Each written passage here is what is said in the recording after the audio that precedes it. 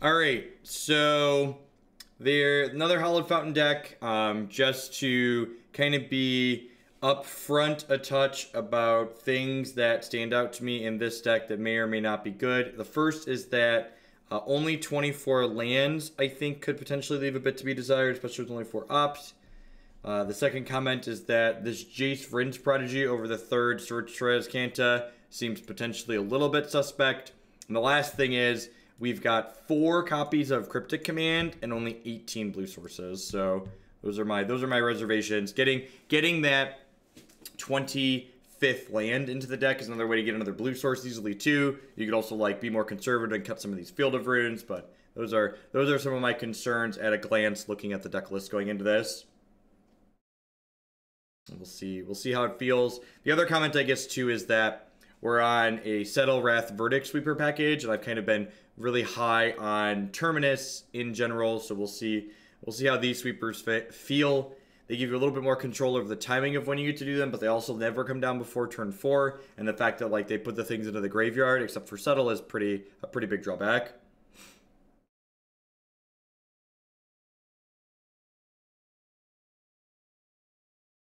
Yeah, that is strange too, having an Arid Mesa over the 4th Flooded Strand. Because, like, Flooded Strand gets you access to both your basics that help you play through Blood Moon. So that does seem a little bit strange as well.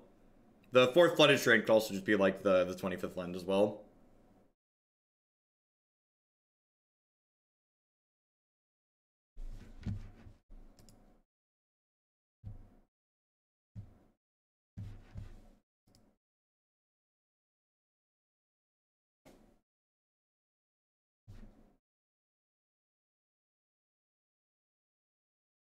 Does Jeskai typically not run any Jace? Yeah, Jace.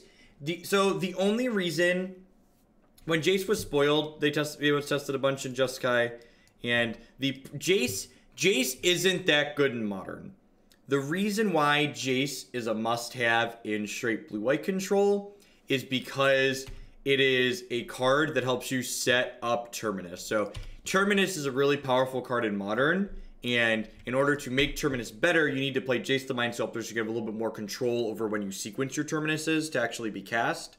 So that's why we have Jace, even though he's kind of mediocre in general. Definitely think Teferi generically on its own is the more powerful Planeswalker, but Jace is kind of a necessity to enable Terminus in the decks that are playing it. What would I change to make this a 4 Terminus list? I have no idea. I would probably just play straight blue-white rather than try and play Jeskai with Terminus in it. I think there's a Jeskai Terminus deck list in the queue, but like as far as like me personally putting like mental energy into thinking about how I would build Jeskai with Terminus, I've not spent any energy. Your door prize, I don't really do prizes on this channel. No, the opponent's playing eggs actually, which you could argue is better or worse than Lantern depending on different things. You're here for the Bogles. We are going to Bogle people at some point later today. This hand is kind of like an okay example of like why having the red removal in our deck is kind of appealing, because obviously like a bunch of spot removal is not particularly good against our opponent's archetype, but we get to just take our spot removal and then just like use it to blast upstairs to potentially race. We're probably not going to be fast enough in this race, especially with this Wrath of God sitting in our hand doing nothing, but we'll see. It's got 4 stubs in the board.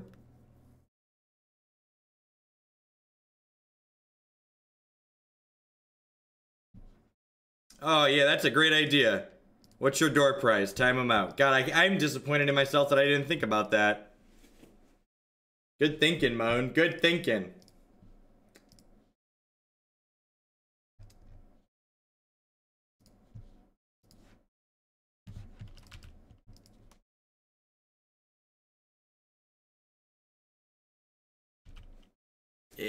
Yeah, the new emotes look really slick.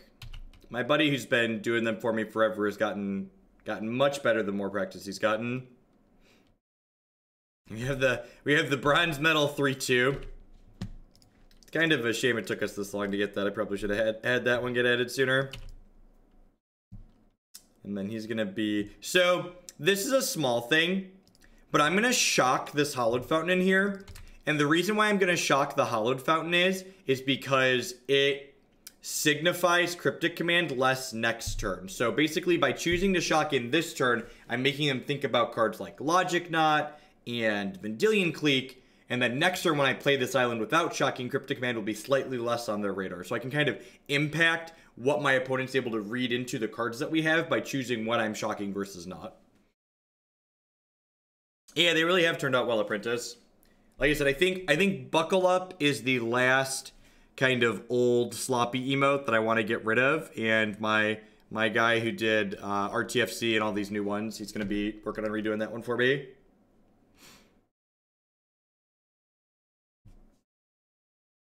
Yeah, probably gonna snap bolt this this trawler here.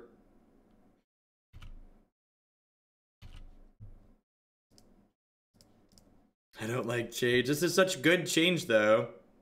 Yeah, the buckle up, we're still going to have a buckle up emote. It's just gonna get refreshed like the RTFC and Moto Please emotes got refreshed. It's gonna be, instead of that like awkward ugly silver basically, it's gonna look a little bit different, look a little bit cleaner. What's going on, Zagana? Thank you for the brand new tier 1 sub. I appreciate that. Thanks for keeping me employed here this month. Welcome. Not surprised to see this happen. It takes our clock off the table. They're also going to get to pick that Pyrite Spellbomb back up with the Scrap Trawler here.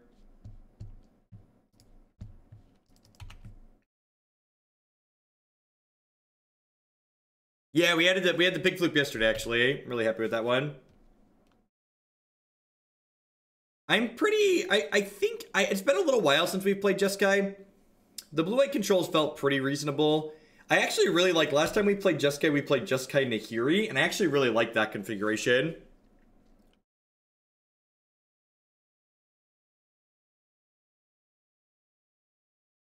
What's going on, Anner?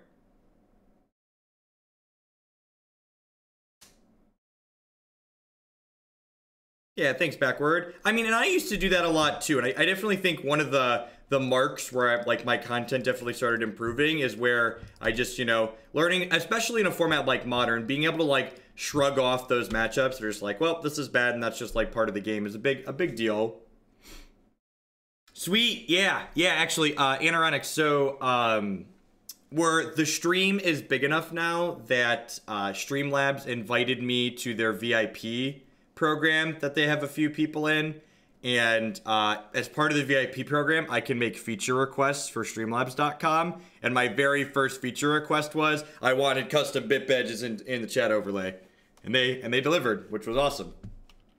I was like, I need the crowns on the screen. The crowns are important. They need to be recognized.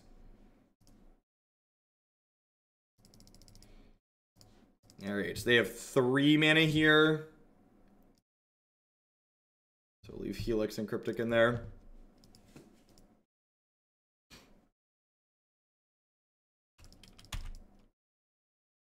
So like, bad doesn't mean impossible, Twitcher. There are a lot of matchups in Modern. No, this is Magic, and Magic has a lot of variance, and there's no like 90-20, there's no like 90-10 matchups or like 100% zero matchups, but there are a lot of like 70-30, 80-20 matchups that are like incredibly frustrating to play.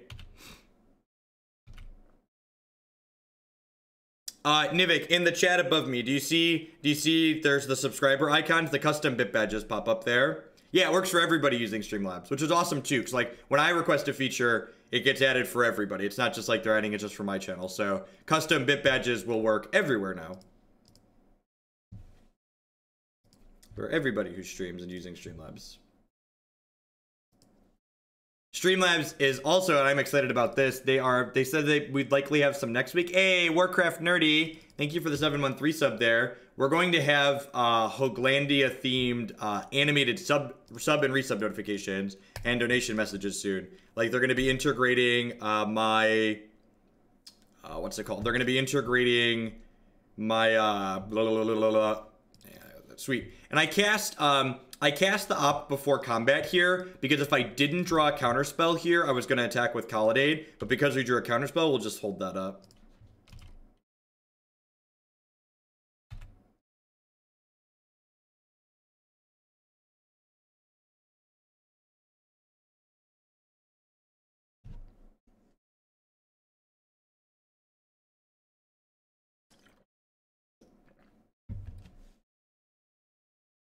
Yeah, so we're gonna have, sorry, to get back to it, we're gonna have Hoaglandia-themed icons and stuff like that.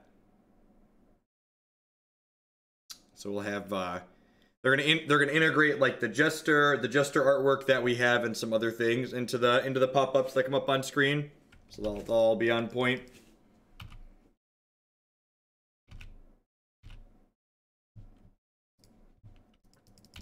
Second, Snapcaster Mage here is great, because it means after they kill this one we can Snap Helix. Yeah, it's an EE for 2. I assume it means the Snap is gonna die. Really? Okay. Yeah, the modern staple emote turned out really well.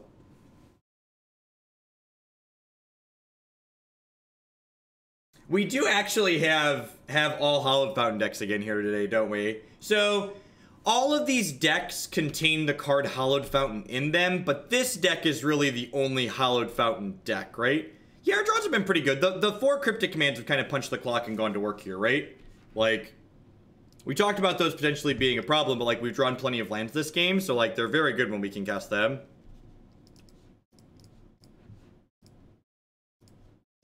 Just gonna use my mana now. Just like draw another card, because Mirror Retriever turns into something else that I would need to counter, so might as well just counter proactively. Vendilion Clique, that's really good.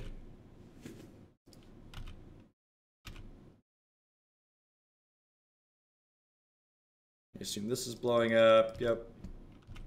And then I'm not going to play the Vendilion Clique proactively here. So remember, you don't have to click inside their draw step. Because if they draw something we care about, we can just snap Cryptic counter it. And if they don't draw something we care about, we can end step, play the Vendilion Clique.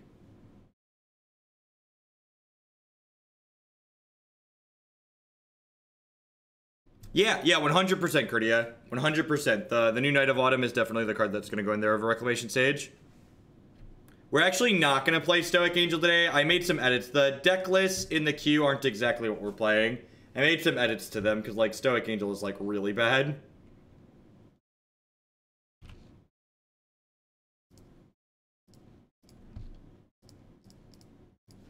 So, they should be dead here. We get to snap Cryptic this, and then I get to click, and then fire up Colonnade and kill them. Now, I'm just going to spot check them real quick here. They should be dead here. I just want to make sure like I have the all clear to fire up Colonnade. Looks like we do. He's playing with a Hallowed Fountain deck. What I mean by that is like a Mopey control deck. So like the next 3 decks are like playing Hallowed Fountains, but like they're not Mopey control decks. Thursday actually, Gengar, the 27th. All right, so we get to cut all these poopy sweepers. Electrolyze is kind of bad. Counterflux seems fine. Damping Sphere seems fine. Negate, Rejection, Surgical Extraction all seem fine. Lightning Helix is definitely a trim. Did I just cut all these Teferis? How do we feel about cutting these Teferis? Is that insane? I'm gonna cut Vryn's Prodigy, is probably a little bit slow.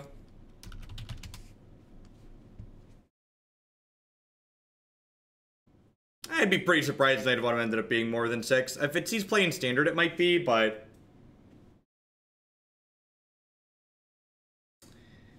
these Path to Exiles are kind of medium. What do you think about this? Just like Coward split all of these? Kind of don't hate that. What do we think?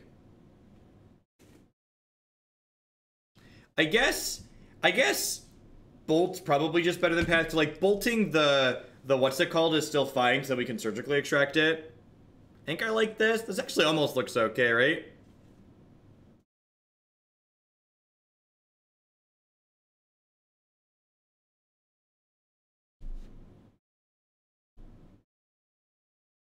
I am at 59. Look at that.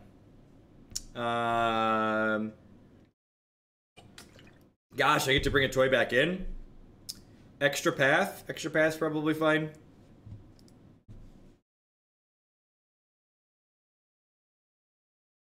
But actually, that game felt really reasonable. That game was like a great example of like why the red spells can be good along with Snapcaster Mage. We are actually trying to get Surgical Extraction. Don't get too excited out, chat. Yeah, if you want to basically just tag any of their key cards. So I'm gonna keep this hand on the draw actually. We have ops and any lands make this hand very reasonable. And then, like, if we get to the Search for Azcanta, the Search for Azcanta is going to help us find more lands. Yeah, Pyrite, Spellbomb, Mirror Retriever. Actually, so online, Surgically Extracting Pyrite Spellbomb is actually worse because a lot of people online tend to play an Emrakul because comboing with Pyrite Spellbomb is so miserable online. I think Bant Spirits is better than Humans. Nah, I don't think so. I think Humans has a lot of really good disruptive elements. I would assume Bant Spirits is better against Celestial Colonnade decks, but I also wouldn't assume Celestial Colonnade decks are such a large portion of the field that I would want to be better against specifically them, potentially worse against other things. Yeah, Extracting Scrap Trawler is also very good. So Scrap Trawler, KCI, there's a lot of really great things that we can extract to be pretty happy with. And we hit running lands here, and on the back of the Search for Azcanta, we're probably going to curve out to like 4 and 5 lands. If we hit like 5 lands in 5 turns, this hand's just like very absurd, which is one of the upsides to keeping a hand like this.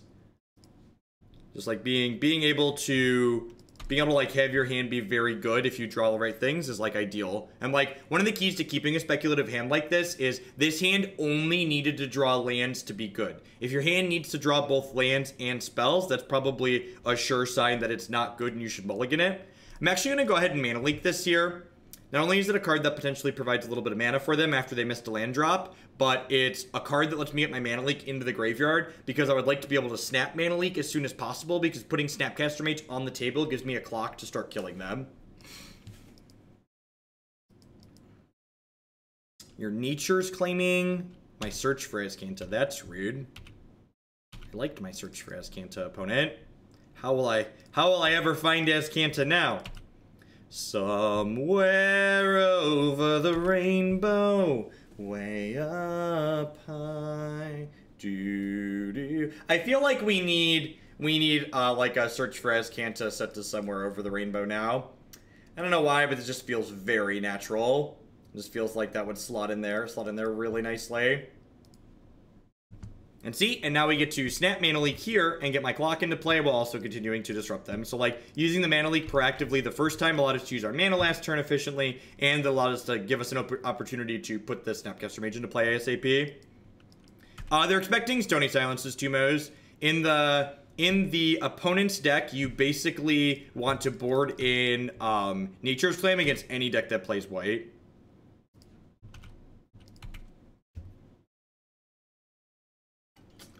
I don't think I want a Surgical Retriever. I think I'd rather wait for Scrap Trawler or KCI. Are the ones I'd rather be taking out. I mean, I feel like we're like kind of approaching can't lose territory here. They could potentially answer our threat and then we could struggle to find another threat, but as far as like having tools go here, we're in a pretty good spot. Counterflux is like a really interesting card to have access to right now with all the other blue-white decks floating around. Seems like really appealing. I'm just not playing this, right? Like, I don't think they're beating double counterspell. Do I even play this out? I think I just want to like keep holding up Cryptic plus Ceremonious Rejection, right? Yeah, you can overload this to tag all the Grape Shot stuff. End of turn bounce lands. That seems a little aggressive. I think while I can just like hold up double counterspell here, I just want to like hang tight.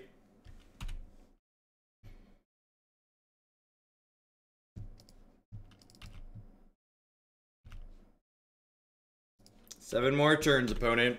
7 more turns.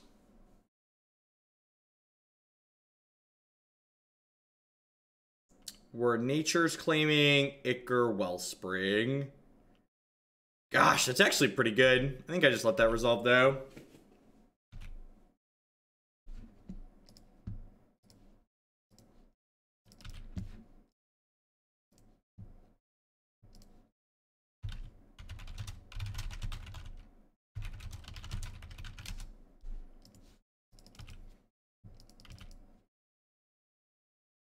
Oh, yeah, that's true. That's true. Inventor's Fair. Inventor's Fair Fubar's the math.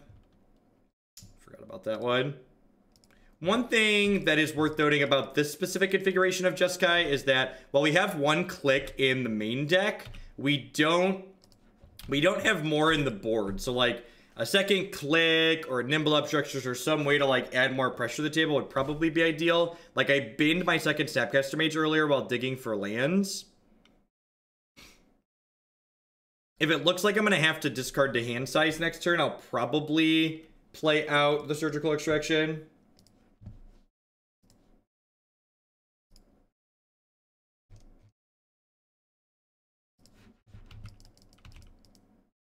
Anything unique about today's Jeskai list? I don't know what qualifies as unique.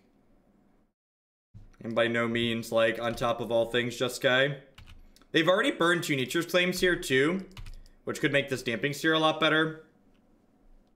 We're gonna be using these Cryptic Commands very aggressively. Honestly, I'm probably snapping off Cryptic on about anything they play at this point.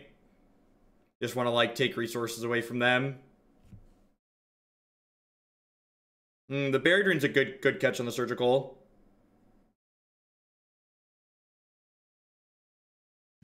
Yeah, like that one can go away.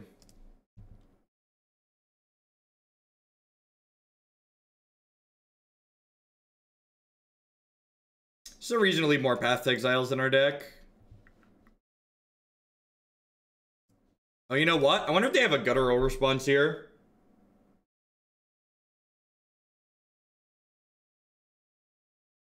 Swan Song. Wow, that's brutal.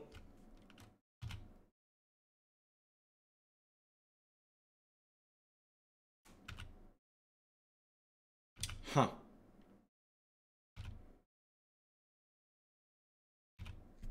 Well, I guess I'm bouncing Sai here, huh?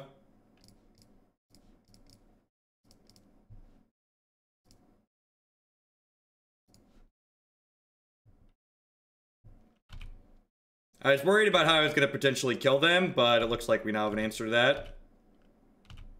They gave me a clock, yep.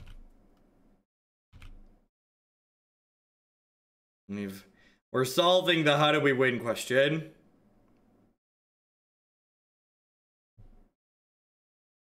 All right, I learned my lesson. I will use my firm but fair no button.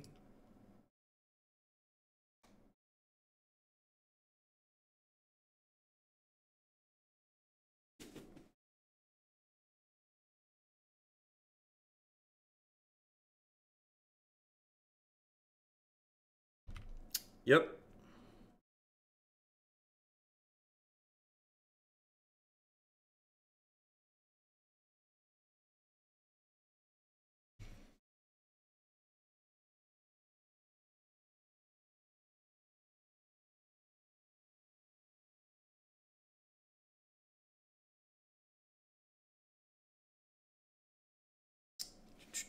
Morning, everyone. Everyone's having a good day. I see people are poking in and seeing the new emotes. Had some get refreshed and some brand new ones.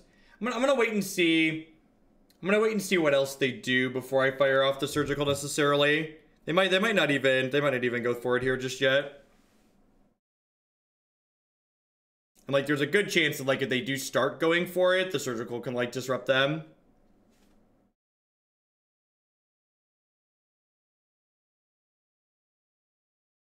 I think both Sai and the ability to path their what's it called means I'm gonna leave all 4 paths in if we have a third game here.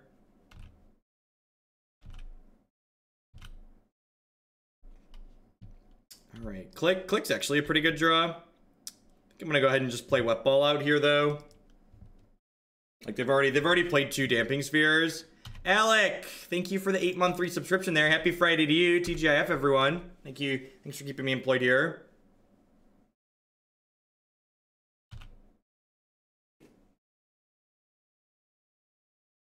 No, I think the can't be countered line on Counterflux is pretty important. I also think the fact that you can overload Counterflux and like tag a Storm spell is like pretty valuable.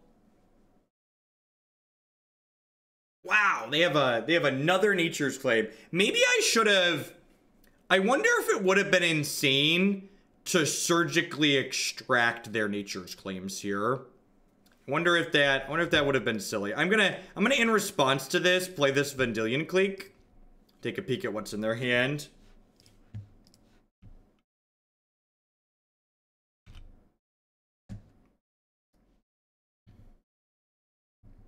Banefire, Explosives, Scrap Trawler. I think I actually just leave them with all of these, right? Because I've got like double rejection in my hand. I mean, I have double rejection, right? I have like rejection plus surgical for the trawler. Is Banefire that scary? Like I'm going to 22 from this Nature's Claim. Like I'm like dead this turn or I'm not. I'm just gonna leave these. I think that hand is fine.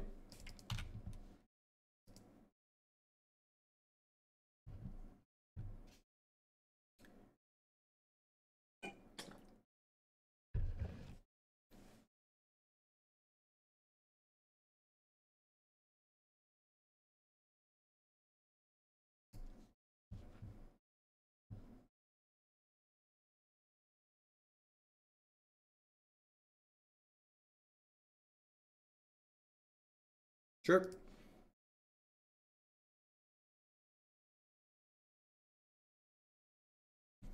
When would a deck want to play Remand or Mana Leak? I'm having trouble figuring out. Honestly, 2-mana counters are kind of medium in Modern at the moment.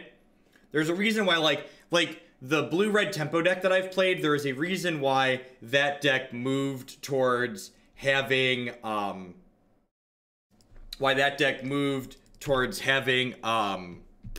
I'm blanking on the name, all remands and no anything else. All right, I believe double rejection should just be the stones here.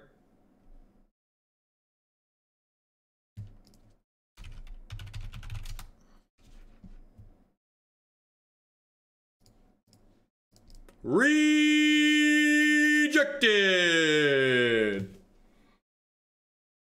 Got him. Got him. Do do do do do do. All right, we're doing stuff. We're doing stuff and things, chat. Thank you. Thanks for the bird. Great swan song. Please come again. I want to say that I'm excited for Jeskai thing, but know what happens to the last decks you play in a day of Hallowed Fountain decks. To be fair, Burgle, the 2 decks in between this and there, like, we're playing Bogles, the league before Jeskai thing, so, like, Bogles should be, like, a low mental energy league. We won't strain ourselves too much while playing Bogles.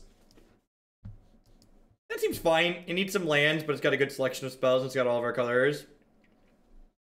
I love this Wrath of God artwork. It's just so fantastic. Here's to more wins with Hallowed Fountain. Thank you, Matt Man, for shipping those Bezo bucks here again. I appreciate it. Storm.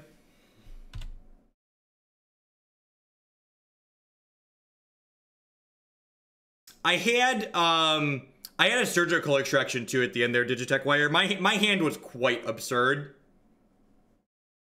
My hand that game was very, very good.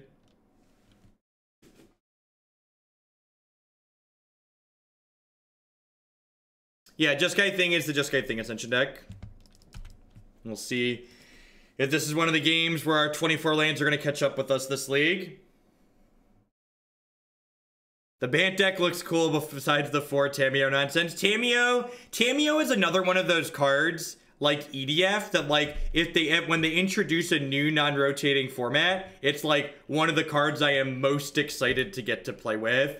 I really love Bant Tamiyo. I played the crap out of that card.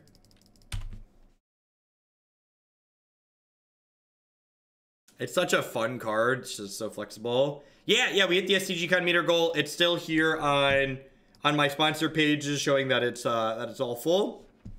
But we did hit it. So I pulled it off of this screen because I kind of smushed everything that way a little too much.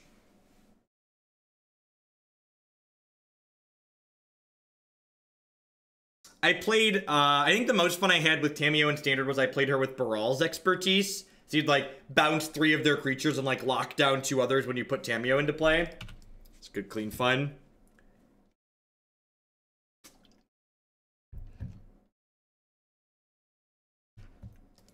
Look it, the widget is just a random Facebook, a random WordPress widget, okay? I didn't code it.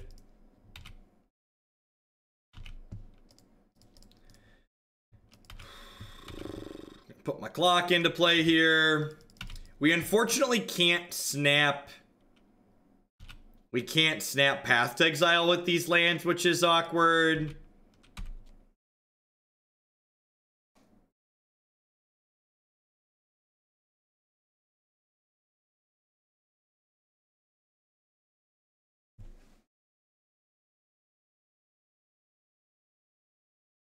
I assume we're dead here since we can't interact. Usually if you can't interact and they cast Gifts Ungiven, you're gonna die on their untap.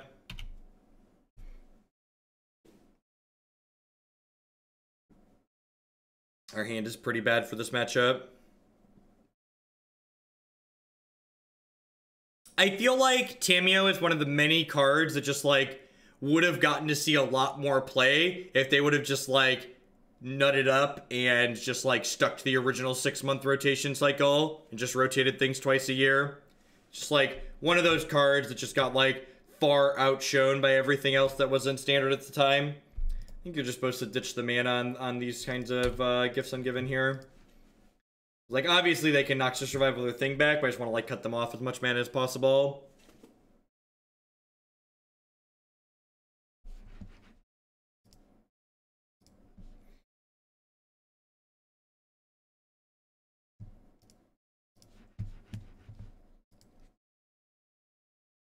So, if we get a next turn, we're going to Field of Vryn to get another island here. And then we'll have Snap Path to Exile up for, like, a small smidgen of interaction. And if we field for an island and we draw an untapped blue source, we'll have Cryptic Command up. But, like I said, I'd honestly be kind of surprised if we get another turn.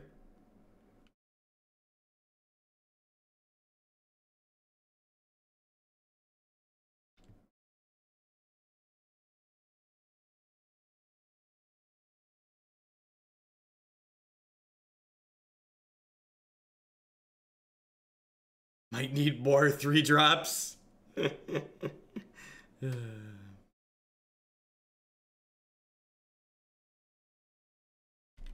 Sure. So Noxious drops Ritual on top, so they can Manamorphose into a Ritual here. And like, the fact that I didn't kill their thing in response there makes them know that I probably can't kill it. Unfortunately, I can't just auto-pass here, because I need to Field of Vryn them if we don't die. Yeah, if they have a Piff in hand, we're dead, right? Because Piff costs 3 at the moment. They have plenty of rituals. So 10 out of 10 dead to Pest and Flames. Why not Field of Vryn in response to the Manamorphose? That's a good question. I guess I could shuffle them. That still gives them +1 mana though, right? Because they get to float. So I think we're still dead. I think we're still dead regardless. Because I still have 2 rituals plus a Manamorphose in here. I guess we could maybe cut them off of 1 man, but I ultimately don't think it really matters. This is a matchup where I'm supposed to bring in Izzet Staticaster. I'm always torn on if this is a Staticaster matchup or not.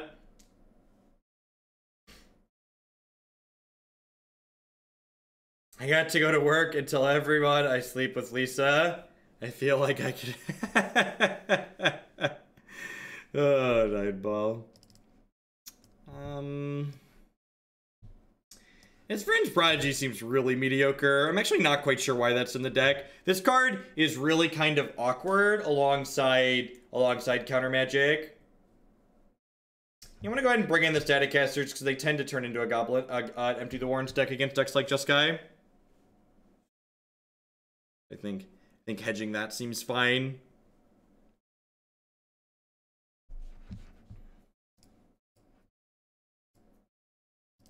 Not even just overloading Counterflux is good in this matchup, but just like the fact that you can like counter their spell and not get remanded is great too.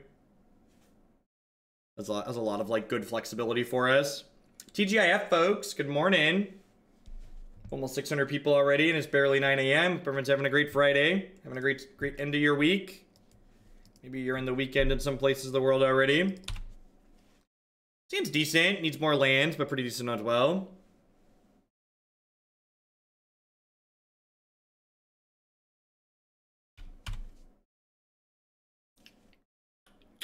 If I miss my land drop, or it looks like I'm gonna miss my land drop, yeah, especially because I drew another Snapcaster. If they don't give us something to negate or Lightning Helix here, I'm gonna flash in Snapcaster Mage to start attacking. It's Saturday for you. That means you're like, that's so far ahead of me. That's like over 15 hours ahead. You're 15 hours ahead of me. That's so many hours. Is that Australia?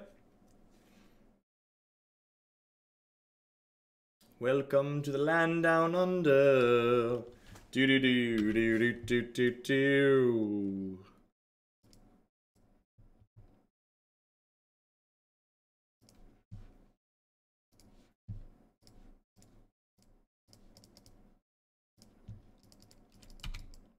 I mean, I've got 2 kids that are like 3 and 4. I can't imagine like having 20 or 30 kids in a classroom that are like close to that age range.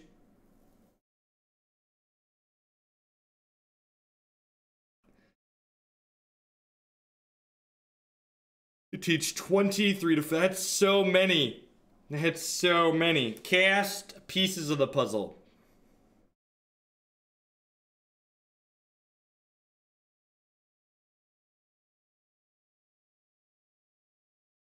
The delay is actually less than 18 seconds for some people. If you have a good internet connection and you're not on mobile, if you're on a wired connection, you probably have a somewhere between a 3 to 4 second delay.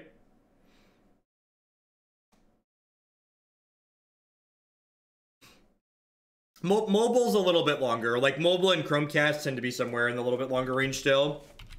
And again, all this disruption isn't going to matter if we give my opponent infinite time, especially when I'm missing land drops. So play your 2-1.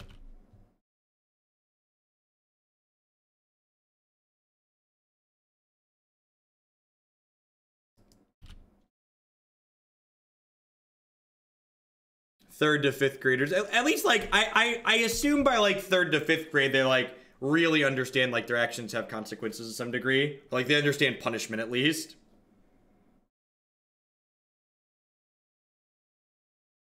Yeah, teaching in the States is definitely how you do it because you love it type thing.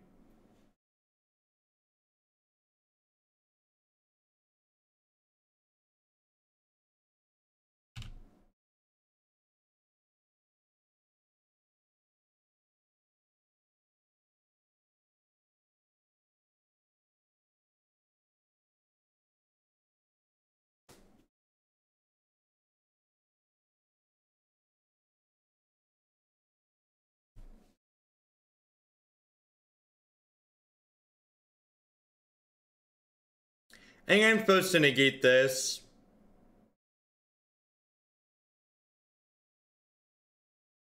Because it means they need 2 more rituals to goblins me. Because like even 6 goblins here is kind of unbeatable.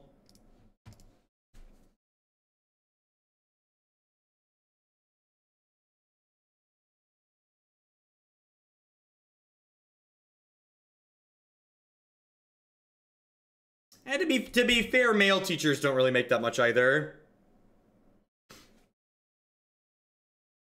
I think we just like undervalue teachers in general in the United States.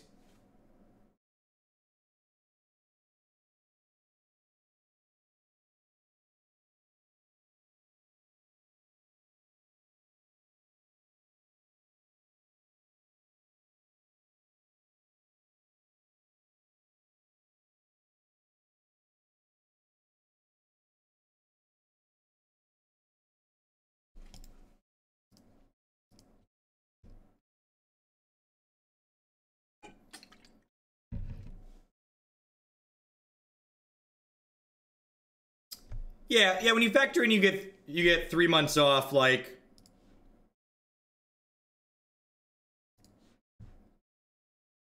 when you factor in you get 3 months off, it's like getting 25% more. But like for things that require you to have certifications through, like if you had like a similar number of, no, there's only 24 lands in this deck, which is one of the things I talked about when we started that I was a little bit concerned about. The overall land count in this deck is kind of low.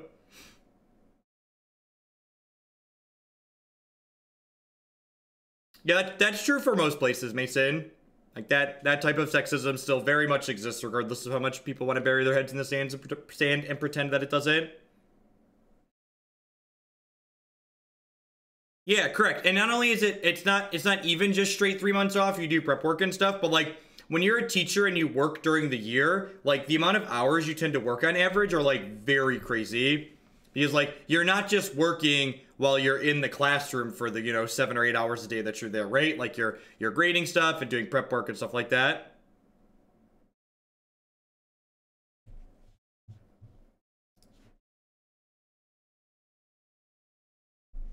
That seems okay.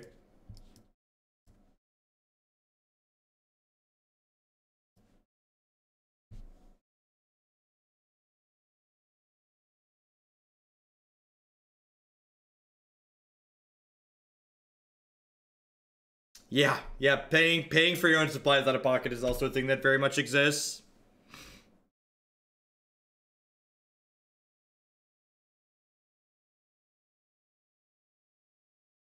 Yeah, yeah, the cost of living is varies greatly in the United States.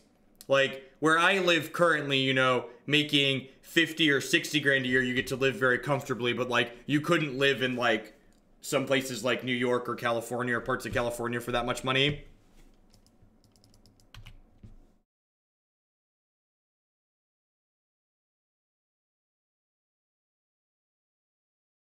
Let's go on Magic Viking. Yeah, pretty much always modern here.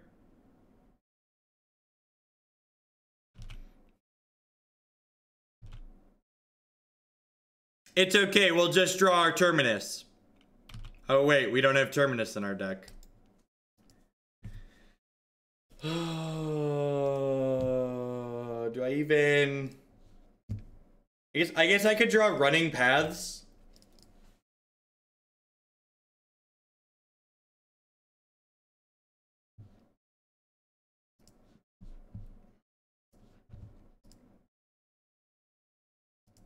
Well, I mean, like, if you're both working full-time too, Brian, like, making 100K, especially if you have to put a kid in daycare, like, with how much daycare costs in the United States, like, making 100K living in a major city and, like, paying for daycare, you don't even actually make that much. That's, like, yeah, solidly middle class.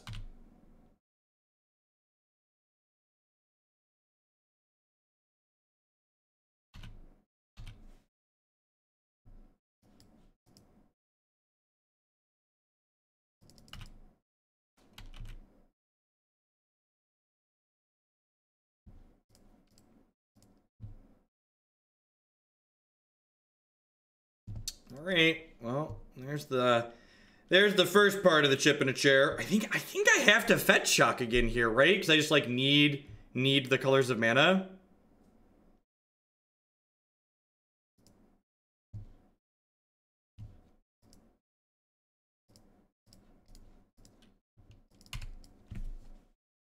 We do have Helix to buff our health total a small touch here.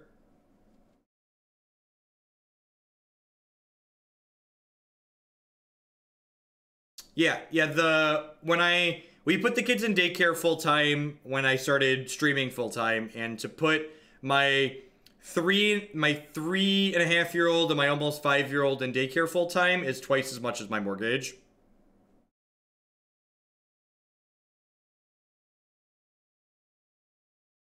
It's tough to do for a lot of people, Anner. A lot of people end up spending what they make. I have Snap Path now, I suppose. Settle the Wreckage might claw us back in here. Houndy PUBG. Well, we're not playing PUBG, but I appreciate the support over here. Thank you. Welcome. And actually, it's funny, too. Like, part of the reason... Like, I was a systems analyst before I was a stay-at-home dad. And the reason why I quit that job is because daycare for a newborn is even more than it is for toddlers.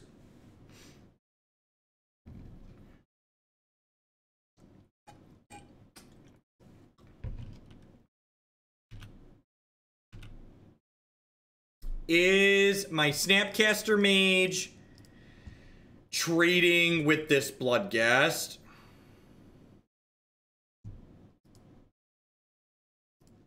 What do we think? Ours is around that, Pizza. Ours is around that.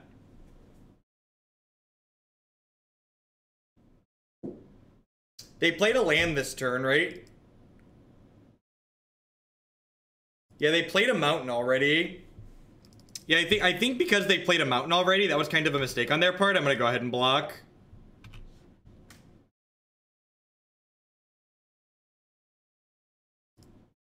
Because, like, even if they have a land next turn to bring it back, I can Lightning Helix something so it doesn't have haste, which is ideal.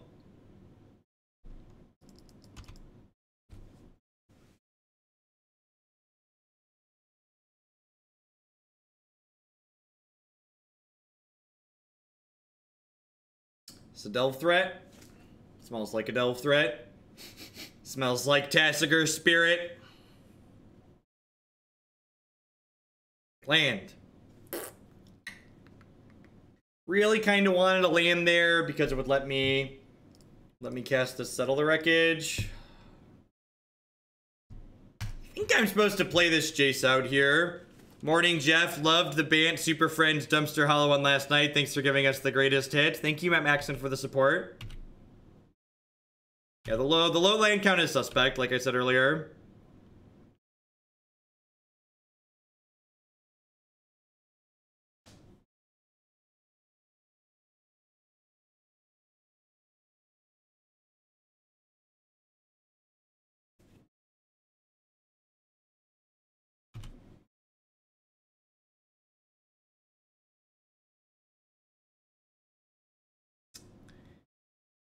I guess I could Electrolyze the Tasigur and hope to hit a red source there.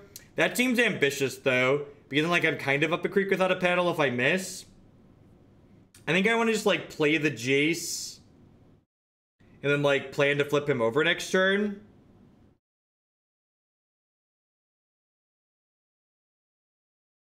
Oh, crap. They have double Bloodghast in the ban? I failed to note that they hit a second Bloodghast.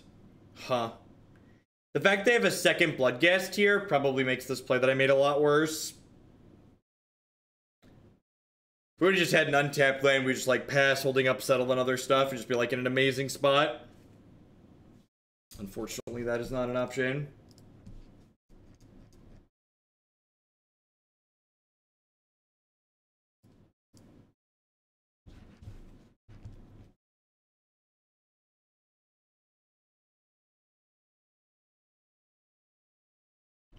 Yep.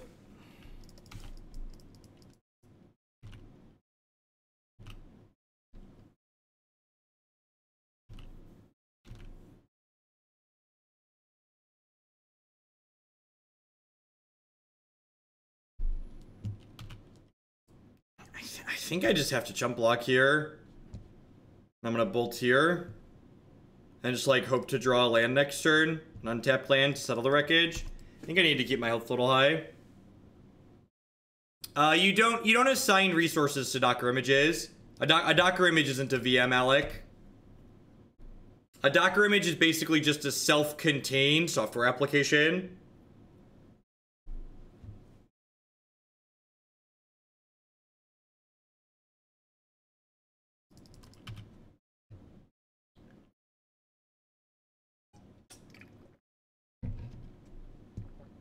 Details on the Discord here. All of my written stuff about the blue-red tempo deck can be found linked on my website though too. You can cap it. Yeah, that makes sense. I just let it use. God bless America. That's so frustrating. We're gonna lose this Settle the Wreckage. All right. Right, they have a Flamewake Phoenix in the bin. Hopefully they play a land here and bring back these other two Bloodghast. Then we get to wreck their Settle.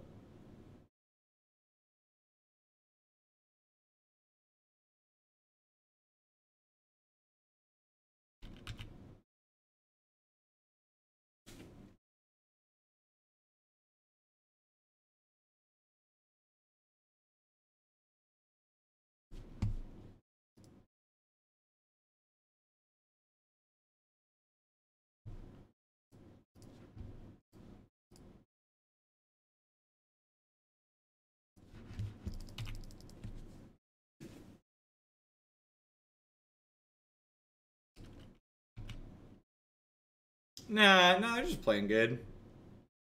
Alright, now they're ghosting. Oh, Magic.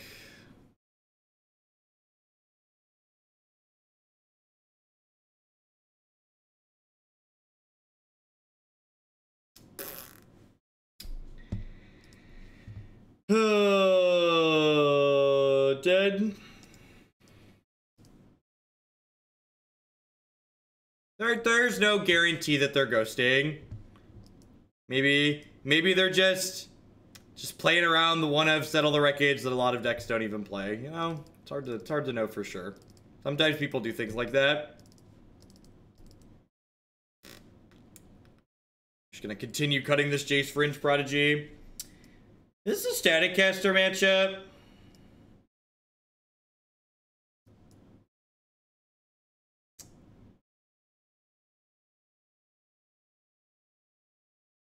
This many Teferis is probably too many.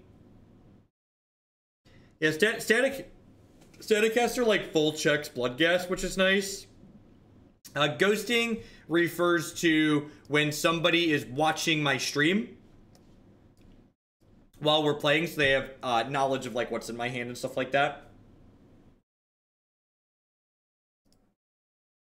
Because the clocks on Magic Online are so long and the delay on Twitch is so low, you can reasonably like watch someone while they're streaming and like know what cards they're playing and what to play around.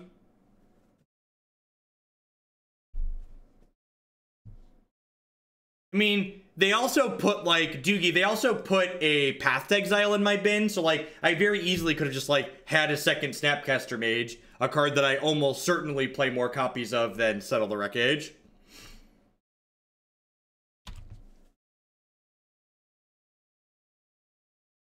Jeskai tends to not play Rest in Peace because they lean on Snapcaster Mage more than Blue-White does.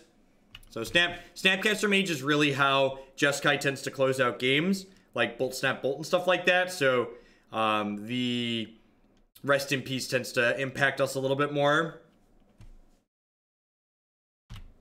Magic's fun. All right, they actually binned a Surgical there, which is like not the worst for us. Our opponent has played 2 Hallowed Ones on turn 1, 2 games in a row.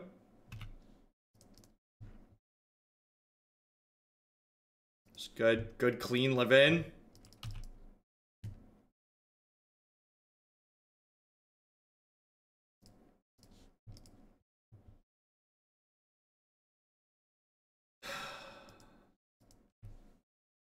I guess I'm keeping that. Just like need to get to this verdict and this settle, right?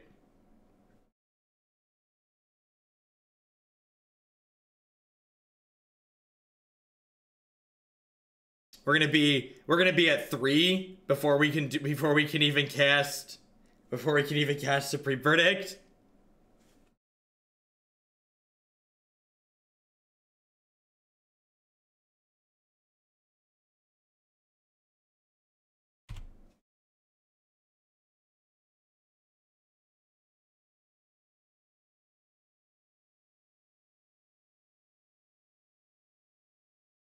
This sequencing is weird. They must have a Delve threat.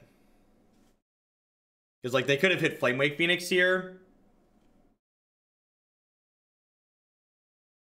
Yeah, Settle is, like, 7 points worse when you're being ghosted. Alright, we're very dead. Well, that's... While I don't like losing a lot, losing a bunch is a quick way to end leagues. Let's just plow through the queue quickly.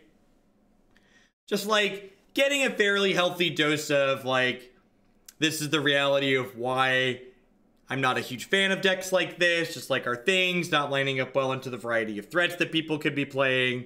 Yeah, we could like, we're in the mid-range bracket now. Like we could find like other blue-white decks and like, you know, green-black decks and stuff like that we could potentially have a good time against, but I definitely think like the variety of proactive strategies in Modern tend to leave decks like this feeling a little bit bad. We've lost 2 Storm and now Hallowed One here.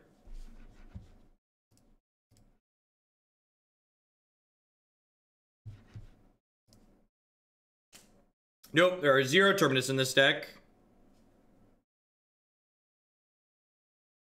This deck, like many of the decks that we play on this stream, is a viewer-submitted Jeskai list.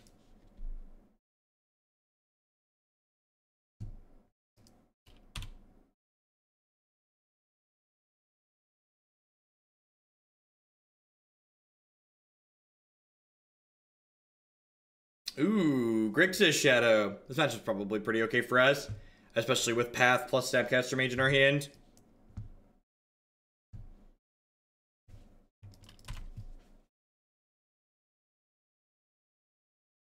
Yeah, I think registering Celestial Colonnade and not pairing 4 Terminus with it right now is a pretty big mistake. I think Terminus is one of the better things that the Celestial Colonnade decks have going for it, and you should definitely lean into that.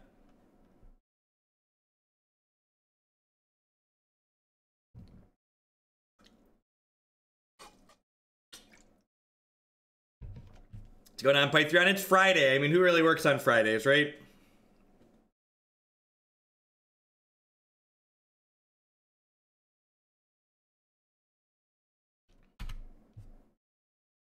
What's the most viewers I've had at one time? I believe my peak for concurrent viewers was during the Owling Mine stream. Actually, I have a thing that can just tell me, I think this dashboard tells me for a year.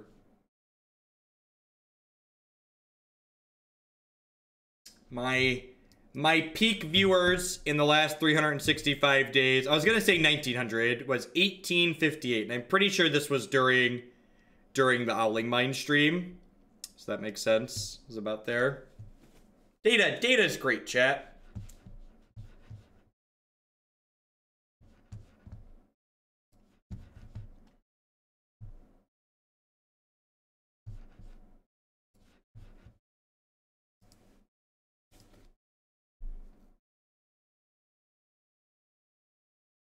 I just want my booster box of Warhammer.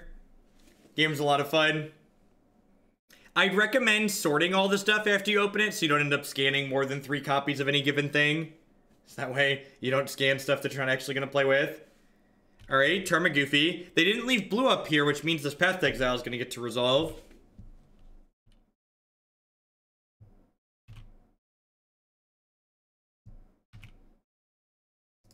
And I think we're just going to like shock Snap Path next turn, right? This website's actually really sweet. I can post a link in chat. So like this is my personal stats page, but it just has a bunch of the Twitch API data very accessible. Yeah, I'm gonna main phase Snap Path here. No reason to give them a chance to draw Stubborn Denial. You can like look at different games like Magic and see how like my stream compares to other Magic streams in terms of viewers and stuff like that too. The only data that Twitch doesn't expose via their API is like sub data. So like you can't know like how many sub points people have exactly. Any interest in Helix the Shadow? That could potentially be okay. It kind of gets blown out by a Street Wraith. But like if they don't play a fetch land here, we're definitely gonna do that. We do also get that sweet F6 value, that's true.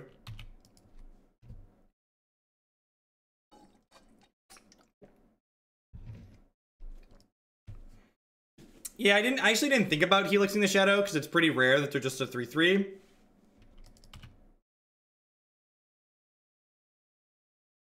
What's going on, Brain Frozen X? Thank you for the 4-month resubscription. I appreciate that. Yeah, the Warhammer does not have a large viewer base. It's a very, very new game. There's a reason why I stream Magic as my primary game. Yeah, we just get blown out by this. It's unfortunate. How deep is the card pool, Warhammer? It's a pretty small card pool currently. They just released the game in general and paper at Gen Con this year, and it just released in digital like 2 weeks ago, so they're still on their first set.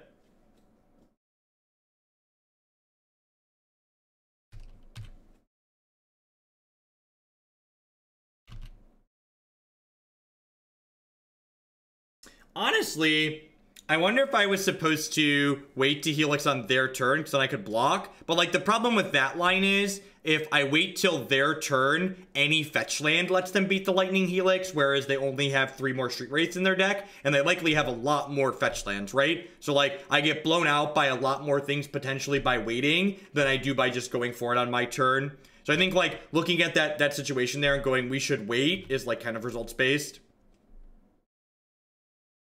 No, I pretty much don't touch card games that don't have a digital component.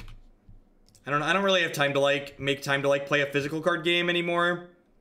Just like way too much effort. So the Warhammer card game fully integrates with digital, which is nice. Yeah, maybe Upkeep could be okay. Definitely just looking for a sweeper here. Alright, Past Exile's like not the stone worst. Upkeep path here in case they have a fetch WD for me. No, I don't think so, Detroit. I don't think we're quite at that point yet. I think at the time where I was holding the Helix, they were still at 10, which means we're still pretty far off of burning them out. All right. Oh, I'm so dumb. Oh, I'm so dumb. I could have, if I would have done it, this sequencing was just really bad. If I would have done it on my turn, I could have logic knotted the Stubborn Denial. Yeah, that's unfortunate.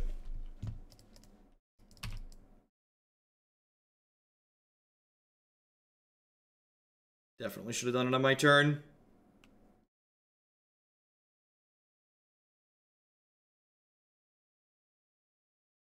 I didn't counter that because I need a sweeper anyways.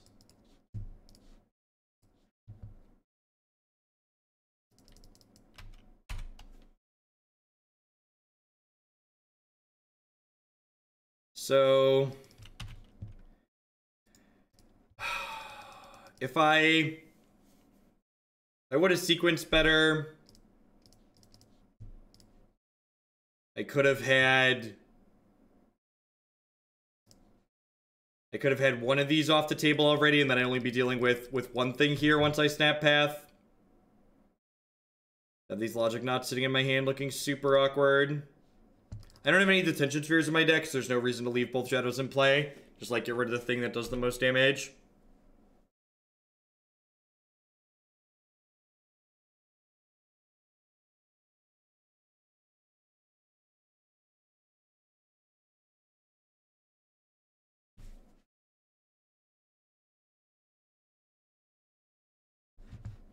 Well, the last Hallowed Fountain deck yesterday ended up getting bumped to play Grixis Delver, so we didn't actually play the last Hallowed Fountain deck yesterday. Where's my train emote? The train emote's been retired.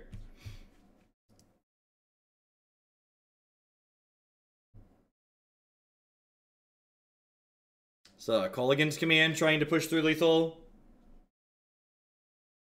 Delve threat, maybe.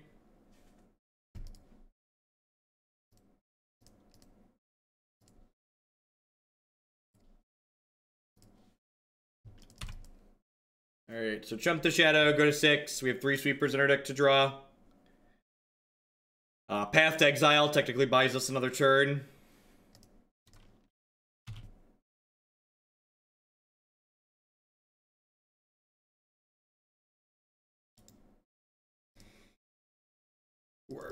We're technically not dead on board. I can block with a Colonnade. You know, you cannot pay to move decks down on the list. You can pay to bump other decks up above them, but you cannot put negative points on something. That would give people with extra dollars too much room to just like bully things on the list that they didn't like.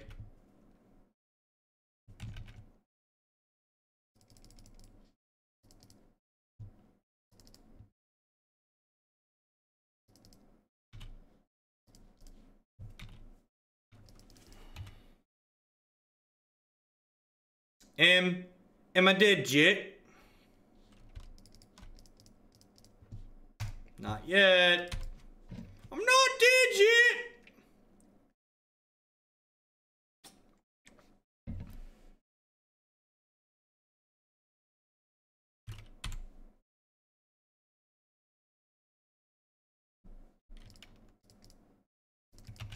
I guess this logic knot is like pretty close to actual factual counterspell at this point, so I'm just gonna hold on to it. This click could actually steal us the game, right?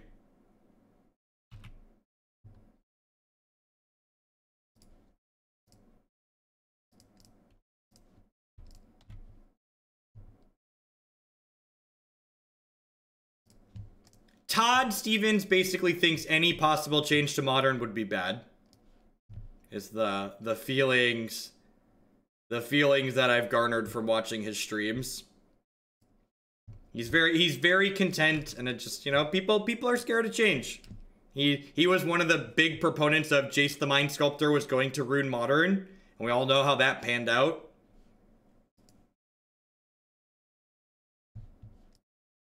It almost seemed like a little bit of a premature concession from the opponent. We are 1-2 in this league.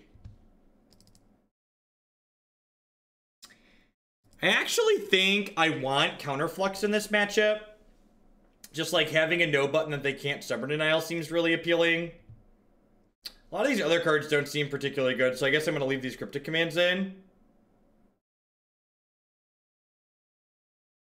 The concession could mean that they don't have bolts in their deck. That's actually a good read, right? Like, that concession means that there's potentially no lightning bolts in their deck. Terminus is... Blue-white control is playable for a multitude of reasons that not only include Jace the Mind Sculptor, but also include the printing of cards like Opt and Search for Azcanta. There were and Teferi. There are a lot of things that have gone into the blue-white control has come to the forefront of Modern mixture. Didn't I bring in Dispel? Did I not? Oh, yeah, I probably have a Dispel. Card's probably fine. Any hand with lands and Path to Exile is a keep of this matchup, I think.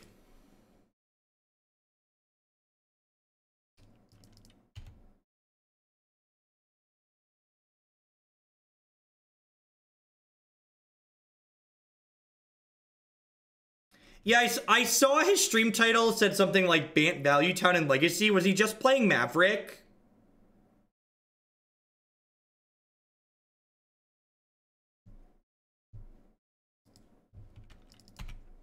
I think you mean based on our matchup variance. Like, matchup variance is more than anything to do with like what decks look good and bad, I think.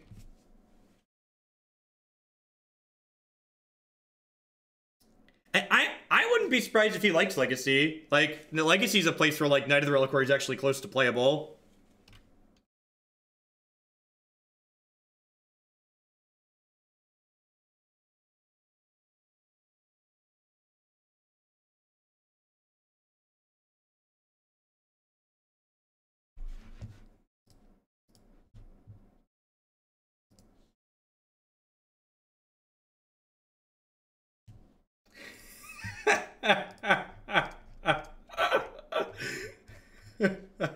If you don't follow me on Twitter, you should, because I'm hot fire. But this is just so... Brian Broadwin tweeted that he's in Vegas to play Magic. You get extremely lucky gambling, and tomorrow those coincide the World Championships.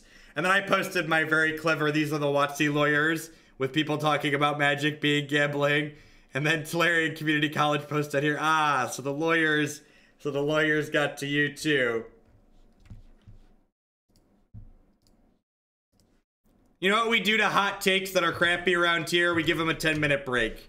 If you want to post a hot take, you need to post validation for why that's your hot take. Otherwise, you're just posting noise in my chat. You can go away for a while.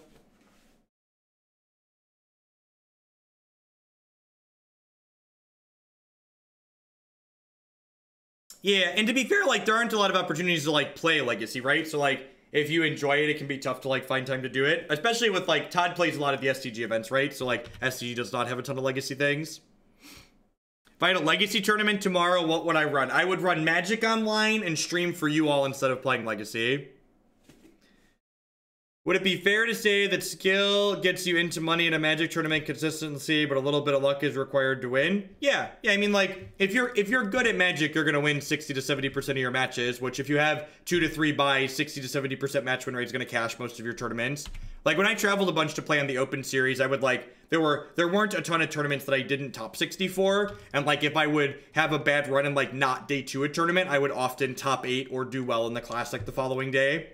It was pretty rare that I would come home from an open weekend and not have like cashed one of the events I was playing. I wouldn't necessarily always make money on the weekend because like top 64ing an open's only $100 and like open weekends cost $200 to $300 or more depending on how you travel. But you would get some amount of return.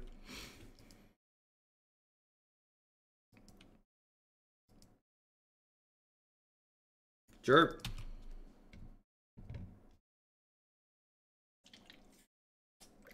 I'd probably show up with Black-Red Reanimator.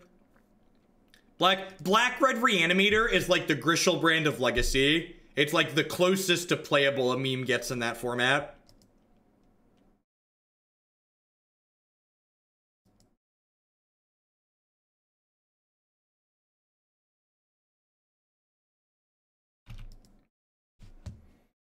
All right, which friend are you finding here?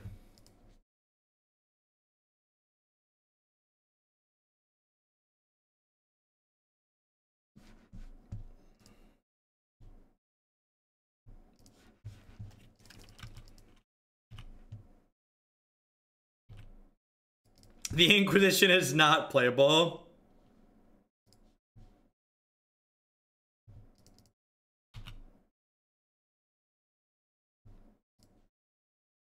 Brainstorm is the best mid-range card in Legacy, and not playing it is a concession to just wanting to go. Not that it isn't too good. Grimflayer, that's an interesting one.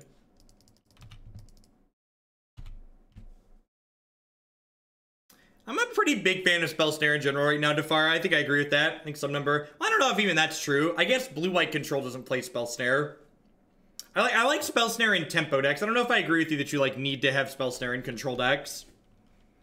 In tempo, they're more than reasonable because like Spell Snare is kind of like the definition of a tempo card, right? It's a card like always trades up on mana. I've not played Pokemon TCG in recent memory. Pokemon TCG's online presence as far as streaming is concerned is basically non-existent, and their paper tournaments are like riddled with cheaters. Like imagine if playing against Alex Bertoncini was like something you did every other match. That's like playing a Pokemon tournament.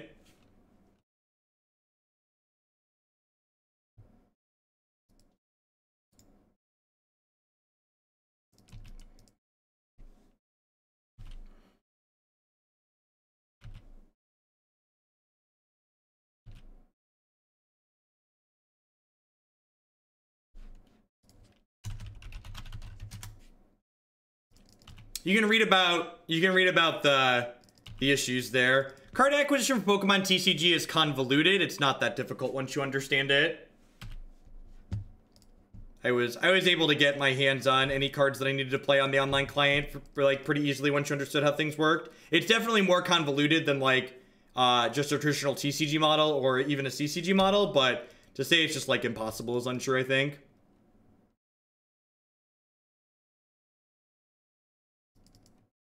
I mean, you already asked a question, so you're welcome to ask another question.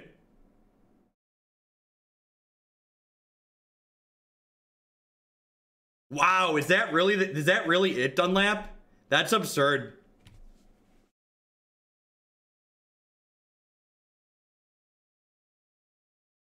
That's awesome, alcohol. Every time, that's my goal. Every time a collected company bricks chat, I just want you to think of me laughing silently.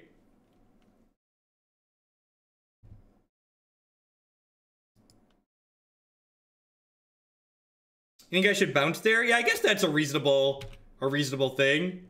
That's the only creature. Yeah, that's a good suggestion, Detroit. I'm gonna bin this because binning this lets me flip my search for Azcanta, which means I get to play Teferi around a soft stub.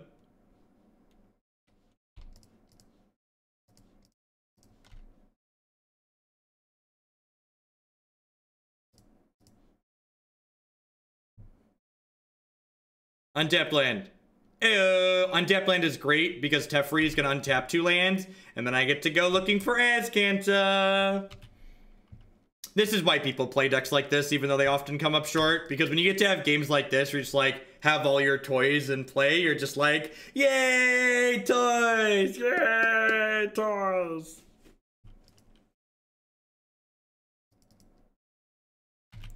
Resolves.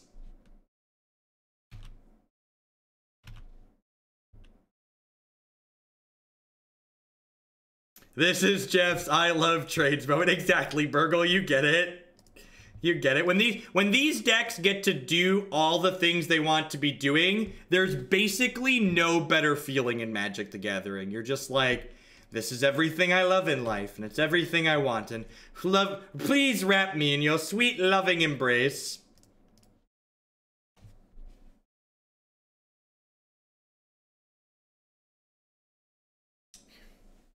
When you lose with decks like this, you usually lose very quickly, and when you win with decks like this, you get to spend a whole bunch of time winning. So emotionally speaking, these decks feel very rewarding to play. You feel smart and thin playing decks like this. Now, I ain't need no... If I cast timely and get tokens, I'll be in danger of winning the game. And if I win the game, I have to stop drawing cards. So, basically, winning the game is the worst possible thing I could do at this moment in time.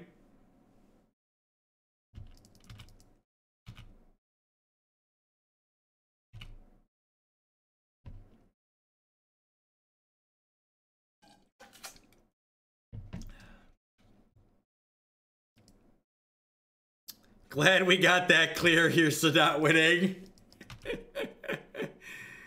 To build a website with a huge database that is all Twitch videos that are strapped into small clips and streamer content. I think all SCG live streamer content is dead because nobody looks at the videos. I mean, that's like what my YouTube channel does. That sounds like a lot of work. I don't know if the Twitch API enables you to do that. That seems like it could be okay, but like manually scraping that data seems very difficult. And most of the people that don't post their stuff to YouTube aren't posting it because they steal music while they stream. So like the reason why their stuff isn't being posted is because the audio is all muted out of it. So like the Twitch VODs aren't particularly useful. So like if the VODs are useful, they're probably already exporting to YouTube. No! You killed my Teferi! What a big meanie bobini. Well, now I have to actually win the game. You've taken away my toys, and now I'm going to kill you for taking away my toys.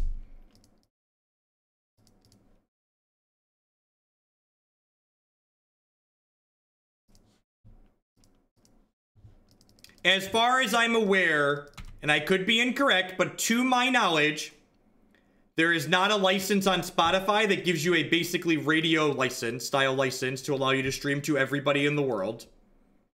Basically, the TLDR is, if you open somebody's past broadcasts on Twitch and portions of their audio are muted, that's because portions of their audio have audio that they don't have permission to redistribute. If they have permission to distribute it, Twitch won't have to mute their audio. The reason why Twitch mutes segments of audio is to avoid potential lawsuits.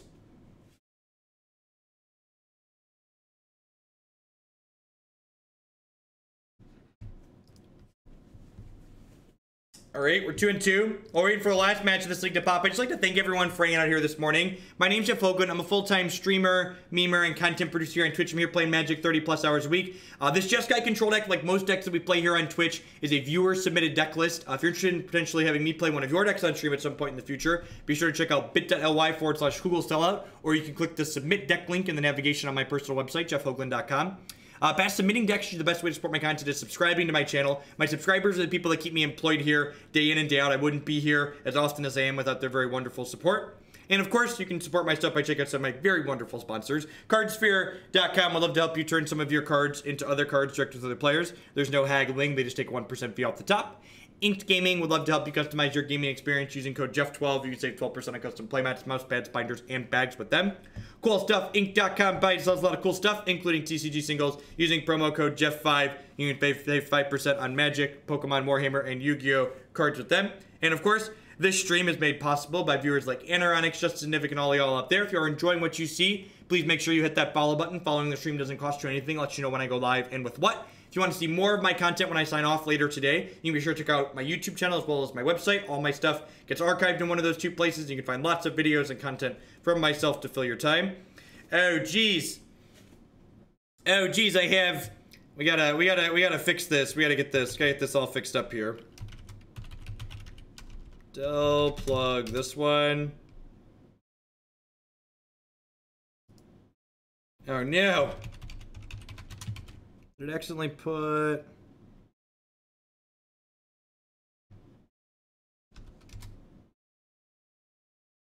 He must be having an issue. All right, I'll message Dan.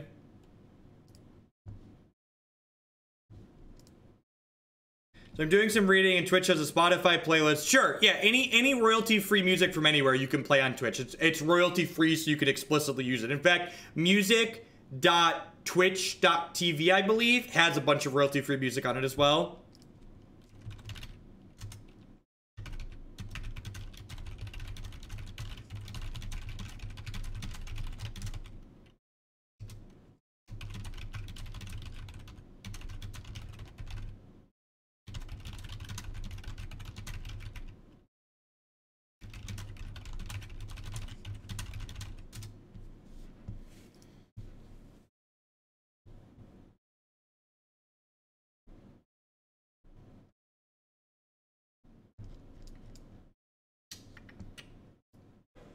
I mean, some royalty-free.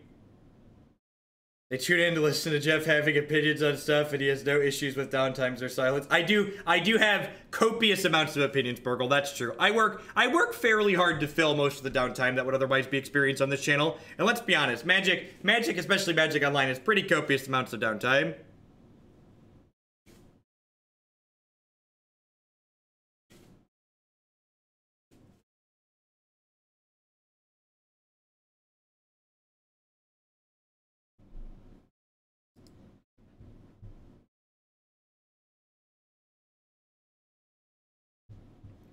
Thank you, Dan. You're the best.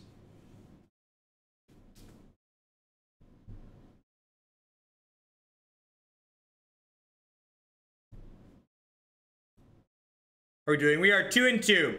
So we have in fact, I'm gonna update that plug later because we've got some new wonderful emotes here. Got our 3-2 emote.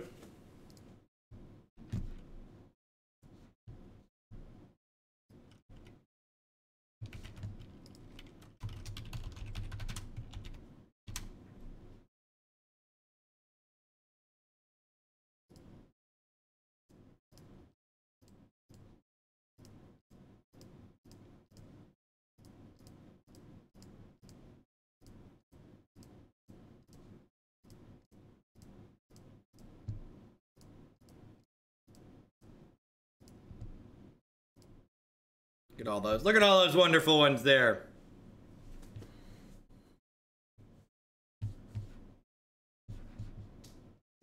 All right. See if we can 3-2 or be much worse than that. Yeah, I mean, we're just gonna do like a blue-white control impersonation here, right? We're gonna like fetch Hallowed Fountain on 1, so we have plenty of blue mana and a mana for path. We'll play Search for Azcanta.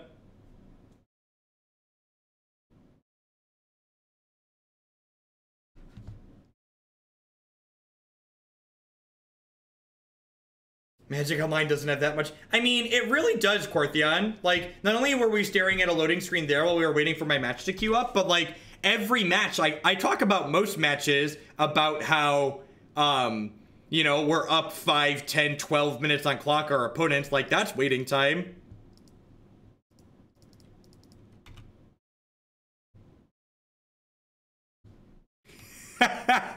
Oh, I'm adding that as a plug.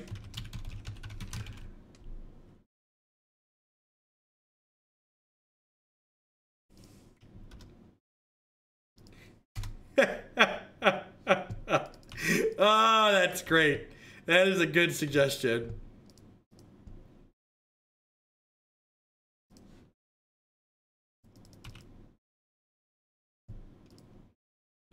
Yes, the Magic World Champion does start today, so if you want to watch a boring standard format that's about to rotate and a draft format that isn't the current limited environment, you can watch that on the official Magic channel at some point today.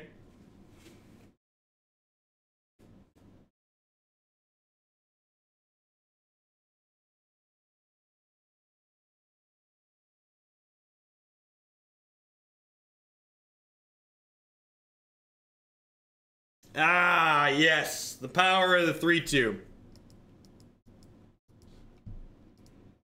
I often change my schedule a little bit to play around major events, but it felt weird to change my schedule to like not conflict with a limited tournament, so here I am.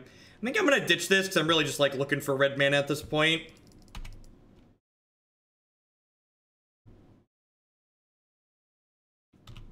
been a little bit longer than 12 months, honestly, Varmente. It's been bad for a while.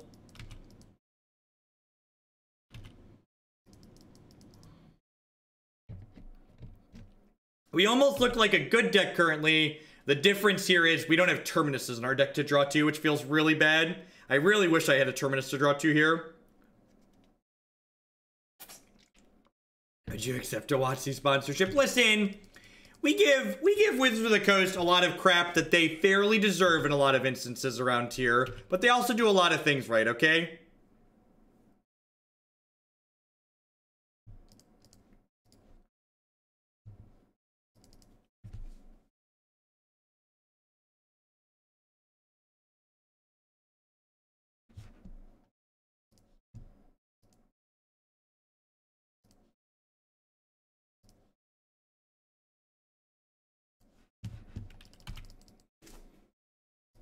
To be fair, Wizards of the Coast did pay me money for a Magic Arena stream. So I'm basically a WotC sponsored streamer.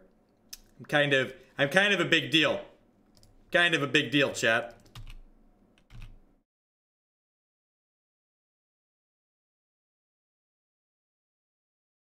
For an entire hour, I took WotC's hard-earned bucks.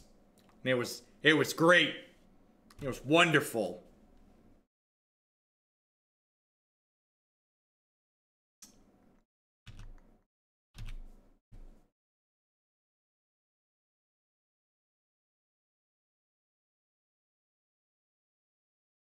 Name 2 things Wizards has done correctly in the last 6 months. We've had a lot of on-point designs that are, like, potentially very good for Modern. Cards like, Alpine Moon, and Damping Sphere, and Assassin's Trophy, and Knight of Autumn. Like, all these cards look really reasonable. Yeah, like, they're trying to, like, soft ban Tron out of the format. God bless them. I think Hardened Scales is a much better deck than Grixis Death Shadow Python. So if you enjoy them equally, I would definitely recommend playing that one. So, this is kind of a tough...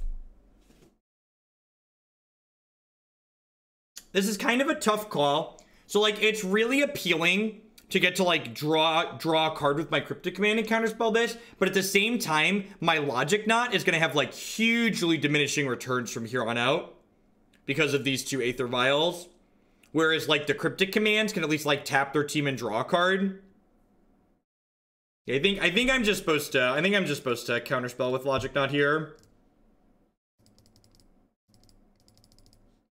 And actually, I'm gonna leave the... I have plenty of lands in my bin. I'm gonna leave the Hallowed Fountain up, I think.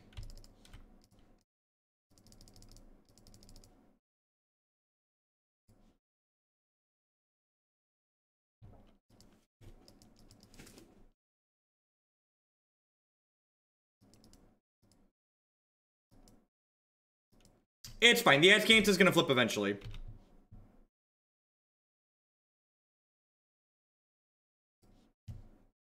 I would very much like a Steam Vents, thank you. Morning, Kyo.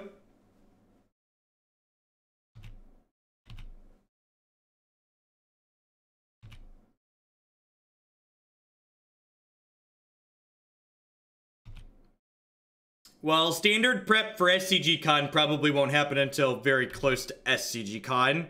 Standard, especially a freshly rotated standard format, tends to change and develop a lot very quickly as events happen.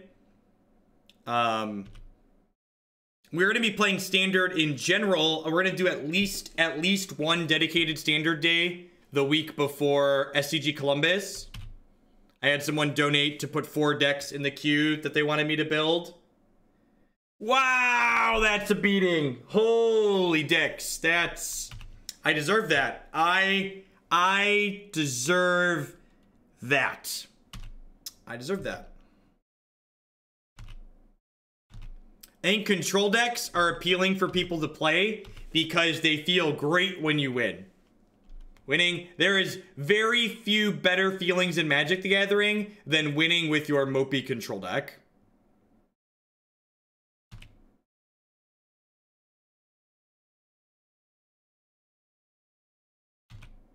And again, like, this is a big deal. Like, This game is a perfect example of why Terminus is such a messed up, powerful card. Like, if I had a Terminus to draw to here, we'd still be in this game. But because, like, I'm drawing to a 4-mana sweeper, I'm probably in a much worse spot. I also have to, like, go find a second white source here, as opposed to finding another red source.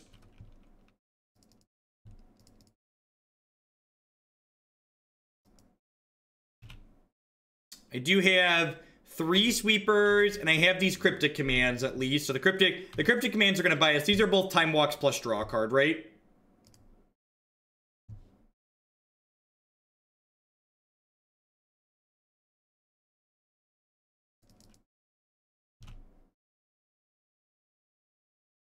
You think Terminus is better than Verdict in decks without Jace / Teferi? What deck are you putting Supreme Verdict in that doesn't have Jace or Teferi is my question. Like, what does that deck look like? I would need to know the answer to that question before I did anything else. Budget blue-white. I don't think you should play budget blue-white decks. I think if you want to play a budget deck in Modern, you should play something like Mono Green Stompy or 8-Whack.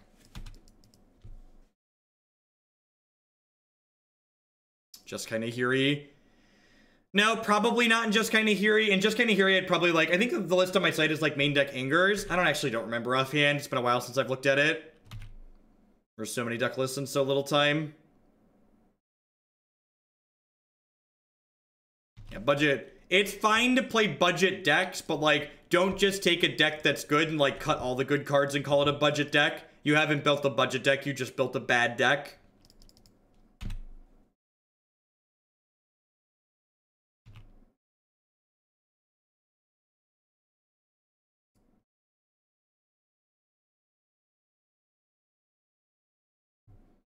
No, you really need 3 Jace. 3 Jace is pretty important.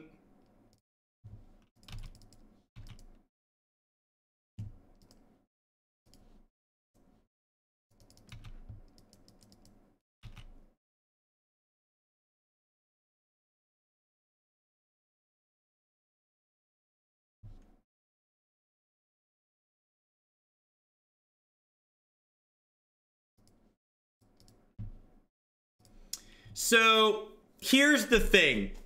Do I tap draw here, or do I tap bounce the Snapcaster? Probably just tap draw, because I don't have another Cryptic Command anyways. Yeah, it's definitely just tap draw.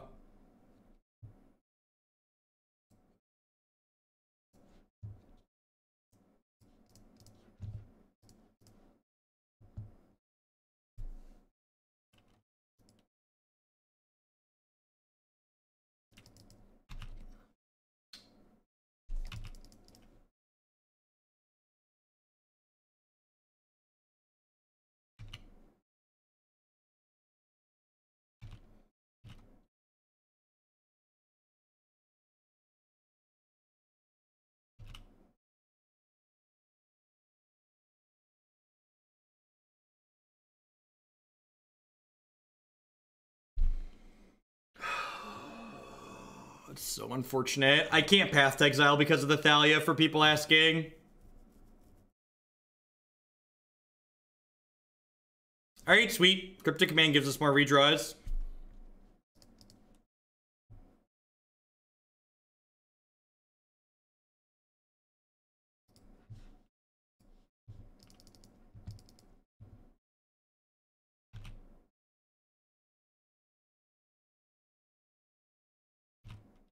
They are firmly all in.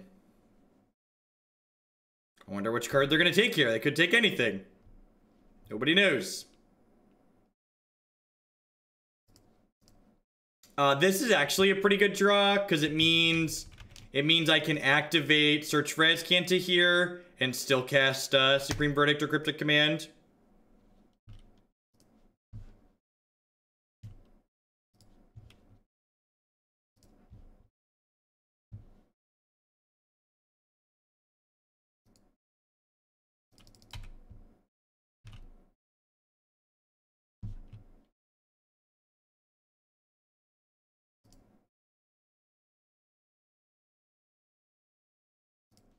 Yes, here we're bouncing Snapcaster Mage, because then next turn we can snap Cryptic, tap draw a card.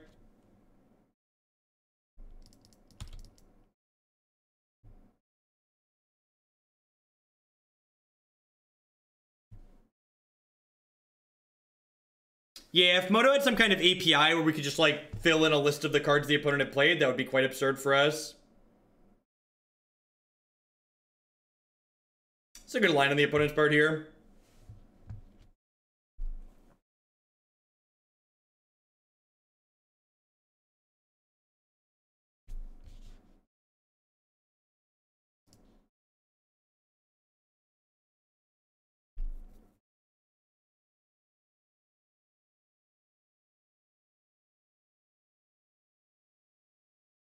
So I have 9 mana.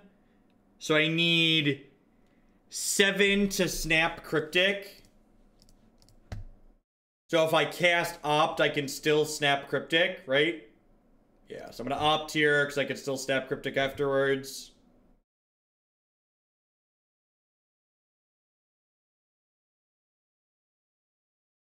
The Wrath was exiled by Thought-Knot Seer, so I'm not snapping it because my name isn't Alex Bertoncini.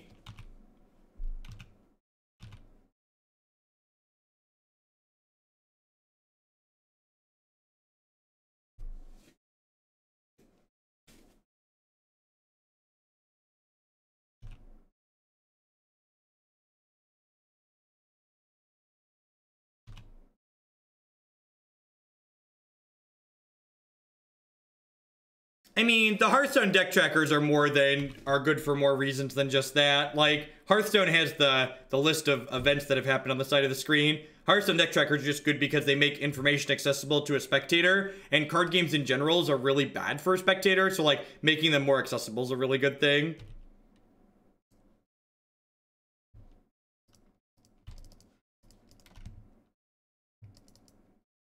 Man, let me tell you about my Jeskai Fog deck, chat. Let me tell you about my Jeskai Fog deck, chat. No! Oh, wait, I have a lightning bolt. This is fine. This is fine. This is fine! This is fine, it's okay! Yay, magic! Yay, magic! Now, I haven't really been playing Hearthstone. It kind of burned out its wonder on me. And after playing more and more Hearthstone, I came to understand why a lot of people who have streamed a bunch of Hearthstone have gotten burned out on it. Just like it didn't hold my, it felt a lot like Eternal card game in a way. Like, it was really interesting to me for the first little bit that I was playing it, and then, like, as I got more repetition in with it, it became less and less interesting. I don't know that I really have a good specific measurement for it. There wasn't something about it that, like, grabbed me in the same way that Magic grabs me. The only game other than Magic that's ever grabbed me in the same way where I could sit and play it for as long as I did was Hex and Hexes. Rest in pieces, Hex. The Warhammer game is definitely still holding my interest, but I'm definitely also aware of the fact that the Warhammer game is still very new to me. So we'll see. Like, if I'm still playing the Warhammer game, like, let's say, like, 2 months from now, probably, it definitely will have been something that held my interest, but it's definitely still, like, in the new phase. The Warhammer game's on mobile too, Cletus, and it's definitely, I've been enjoying it more than Hearthstone. What happened to Hex? They just ran out of money.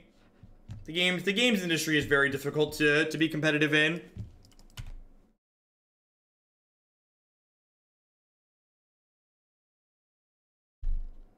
It's a very saturated market.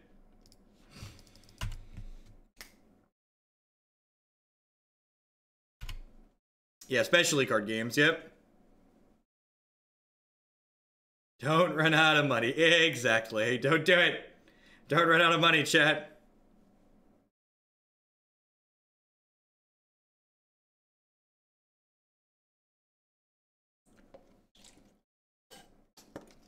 I actually think that's part of it, Crimson. Like, and this is even though the wonder of Hearthstone has worn off a little bit for me, I I genuinely think after my time spent, like, I played a good bit of Hearthstone for a few months, and like having played a ton of Magic and like a good chunk of Hearthstone there, I think Hearthstone has less variance than this game does. And I think and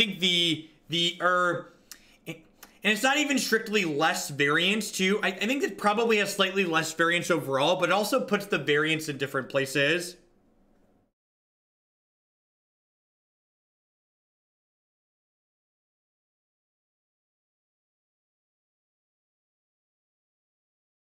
Yeah, they're great. They're great, Seth.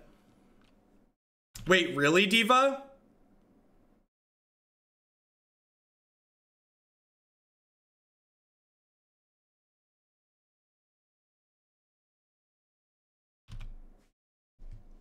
Things are not looking good for our hero here, chat. Things are currently looking a little grim for the hero of our story.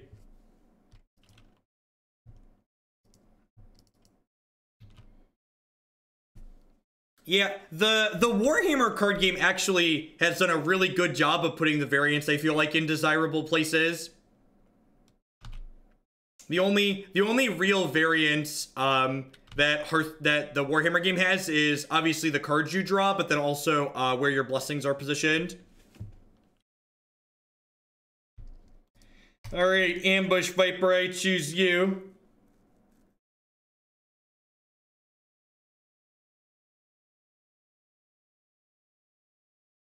Because Wandering Wind, we're terrified of change. We're still running Magic tournaments today with 2,000 people the same way we ran them. God, do they have Wasteland Strangler in their deck still? I'm going to concede to a Wasteland Strangler here. Eldrazi Displacer. Okay.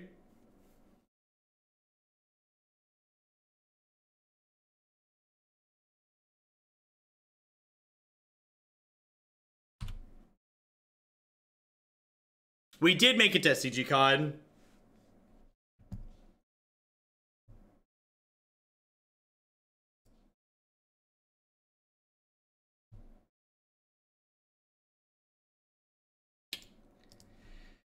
Yeah, they got thoroughly under us that game. And this is a good example of like to highlight the feel good, feel bad of Jeskai. Like, we died here, but it was like short and quick and we get to move on to the next game, you know? And the game we won, we spent a bunch of time winning that game, right? So like the game that we won took a long time and felt very rewarding. And the game we lost, it was like, ah, they got us. It's not a big deal. Let's play the next one. And like that difference is really important.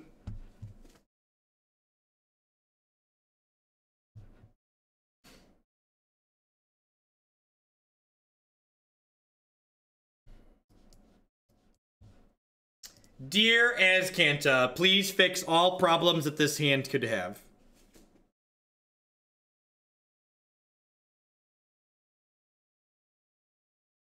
On the way we run tournaments. Oh, I just think it's silly that we run tournaments today the same way we did 25 years ago. Like, why are we still doing tournaments with Swiss and then cut to top 8? Like, are you really telling me that in 25 years we couldn't figure out a better way to do this? That like a top cut based on the number of people that showed up to the tournament couldn't possibly be better? Or like smaller feeder tournaments into larger regional tournaments, like...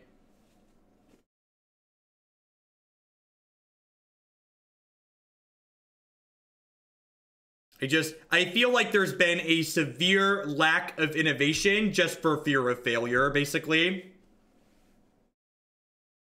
If we draw an untapped red source here and they don't take the Electrolyze, we just like zap this off the table. That's really scary that they took the Electrolyze though, because it means they think they have answers to beat these sweepers out of my hand.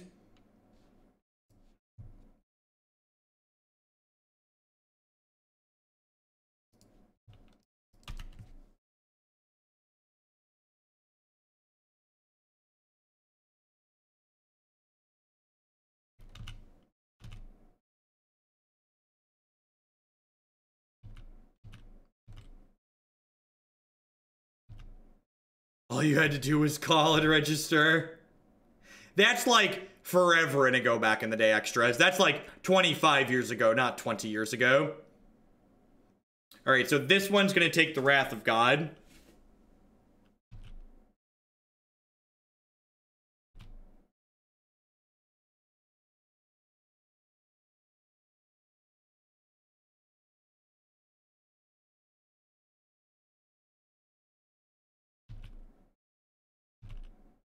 how they should be run. I don't know.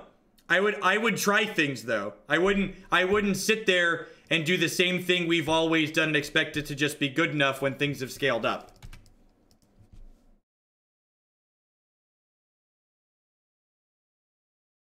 I'm not going to say that I have the perfect solutions. I am just going to say that I feel like approaching things in the way we do now, the same way we did forever ago, is silly to me.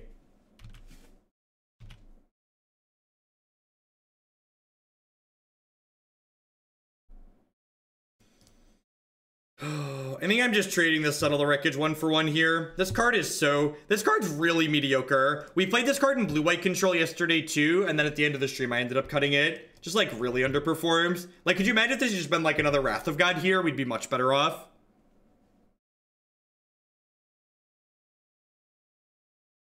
Yeah, Worlds is this weekend, and it's two formats that no one really cares about. So I got a great idea. Let's have our highest prestige tournament with the most prize money, and then make it formats that nobody wants to watch. Sound good? Sounds great.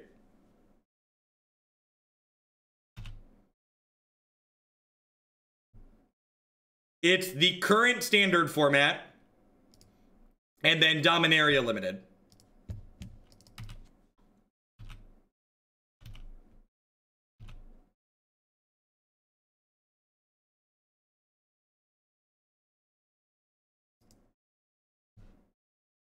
Yes, the absolute worst thing about this Worlds tournament is the fact that they've started promoting the next set already, and the next set looks absurdly awesome. So like, we know all of these awesome cards that we could be watching these professional players play, and instead, they're just not.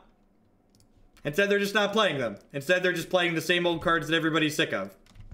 This World Tournament would have been better if it would have happened before Guilds of Ravnica started, because then we wouldn't feel salty. The timing for Worlds is atrocious, and the company that controls when sets releases also controls when Worlds took place. So I think those people are narrow-minded and silly, Crimson. I think the idea that a game has to have instant speed interaction to be interactive in general is stupid. I think there's lots of ways a game can be interactive without having interaction on your opponent's turn explicitly.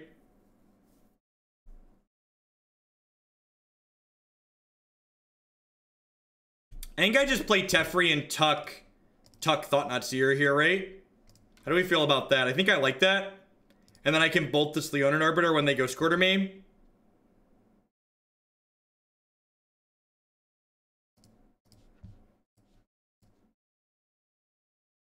Lots of games have no instant speed interaction, but a ton of have no instant, but a ton of interaction. Hearthstone is arguably more interactive than most games of Magic because every creature you play in Hearthstone is basically a Doomblade. Like, that is absurdly interactive. When every creature you play is also a Doomblade. I think they wanted to kill the Azcanta, Brian. I think they improperly identified that they could... I think they're thinking they can get under me, and I think that's incorrect. Or, I think they could grind me out when they should be trying to get under me.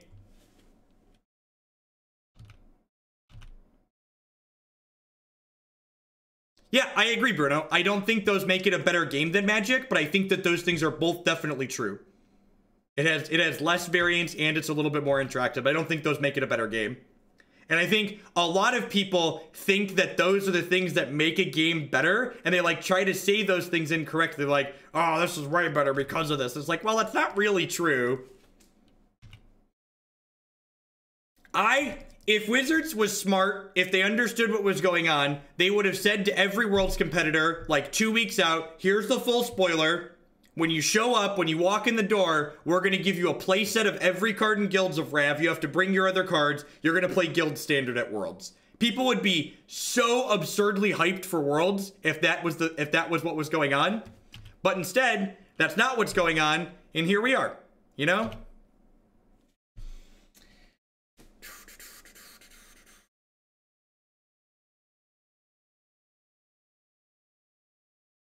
I would be watching that. I wouldn't stream today. I would be watching that instead.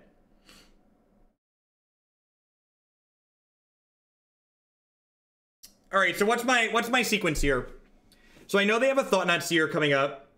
I have a Supreme Verdict in my deck still, right? They took my Wog, but I have a Supreme Verdict. I think I'm supposed to cast Opt here to start.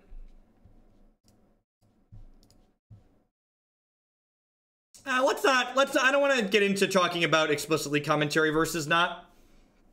I actually like a lot of WotC's commentary stuff that they've done recently, and it's very subjective, so let's not get into that specifically. So I definitely have to kill this Displacer this turn. I'm gonna go ahead and cast this other Opt, because I could still hit Supreme Verdict here. No, I can't cast Supreme Verdict if I hit it, though. That's annoying. Alright, so I'm gonna go ahead and snap Lightning Helix, kill this Displacer.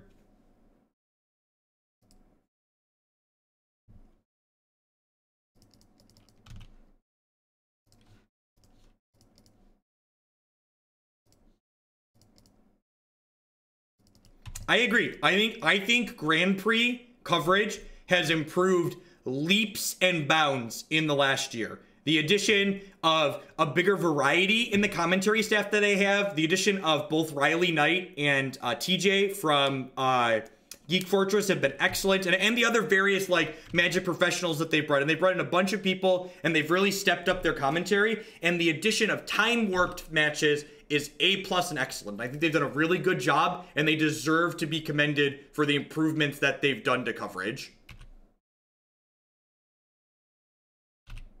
That being said, like, nothing's perfect, and they could still definitely work on continuing to improve. Like Worlds is a hot mess. It's just like the formats are a hot mess, the timing's a hot mess. Like, say what you will for whatever reasons, but it's not desirable the way it's currently set up.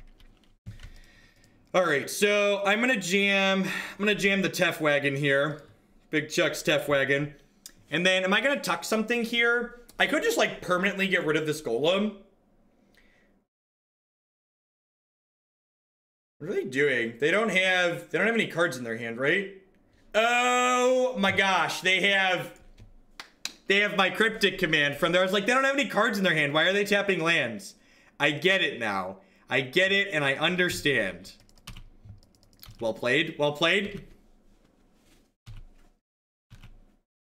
I completely forgot about the Gonti card. You sit on a house of lies, Gonti! A house of lies! Oh, geez, and they drew Cryptic Command, or they drew Thought-Knot plus Thalia. So, like, I was gonna path the Thought-Knot in response here, but now that's no longer an option. So I guess I'm pathing the Golem here, so that way Thought-Knot can't take my last card. Maybe I should have pathed something in response to the Cryptic Command to shuffle the TKS away. And then I think I just no blocks here because I want them to keep holding the Tide Hollow Sculler back. If they cast TKS here and I rip Supreme Verdict, we just like win the game on the spot. Black-White Taxes gets played because it just has a bunch of fan favorite cards in it. It's like has a bunch of cards people like casting. That's what Magic's about. It's about having fun. It's about enjoying the cards that you play. Oh, you know what? I should hold that, right? If I hold that, it encourages my opponent to play the TKS out. Although I kind of don't want to encourage them to do that, right? I kind of want them to hold it back, so I just like block with these Colonnades. It's definitely tier playable. I don't think that's close. It's definitely got some tools to be reasonable. I think the biggest problem with the Death and Taxes archetype in general is that the Death and Taxes archetype tries to lean too hard into various synergy cards, which means when your synergies don't come together, you're kind of just playing like this mediocre deck full of cards. Stoneforge Mystic would be a huge power level upgrade for the opponent's archetype for sure. Any Doomblade would be a great draw here, because we could kill Tide Hollow Sculler and then turn around and kill both Blade Splicer and Thalia with the Electrolyze. That is also a pretty good draw. As far as draws go, that one is also kind of towards the top. We do have two of these on our board. Yeah, Campbell's a little annoying here. It's definitely a good pickup for the opponent.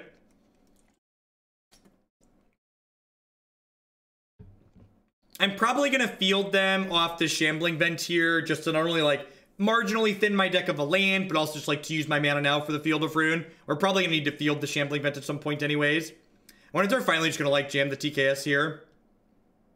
Oh, they're firing it up, sure.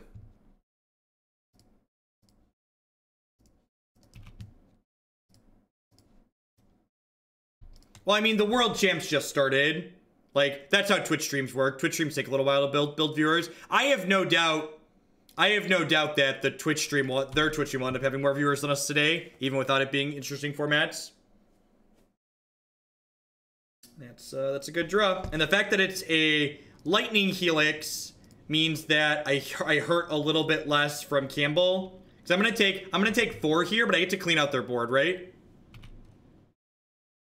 Yeah, it's still Worlds. Yeah, it just started. I'm painfully I understand how these things work.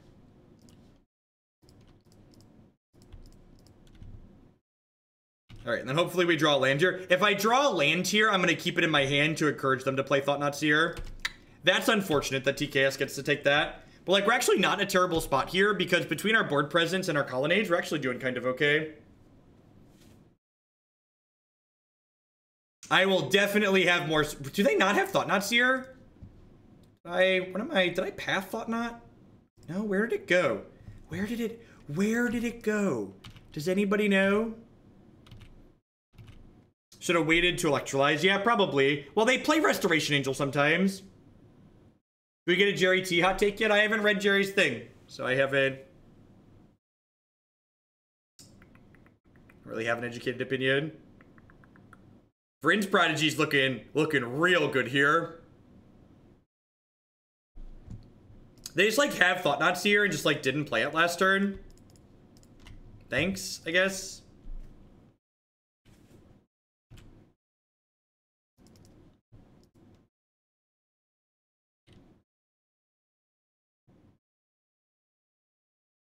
What a tilt. What a tilt. All right, Jace.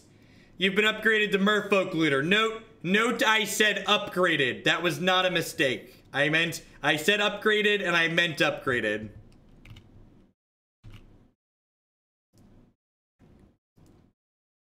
I think I'm actually not in a position to want to cast that at the moment.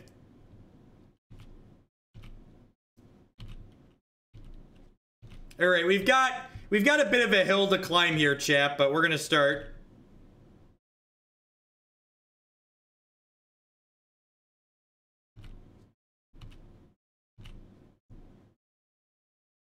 Yeah, the Rest in Peace was a good draw. If they didn't hit the Rest in Peace there, the Jace would have, like, put them out of the game firmly.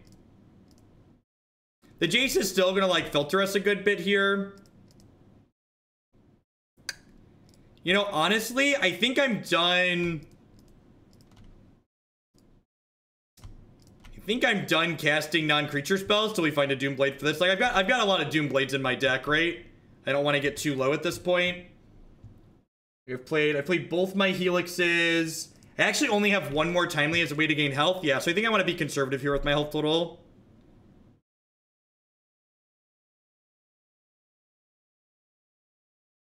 We're too sleepy. We'll never find Azcanta at this rate.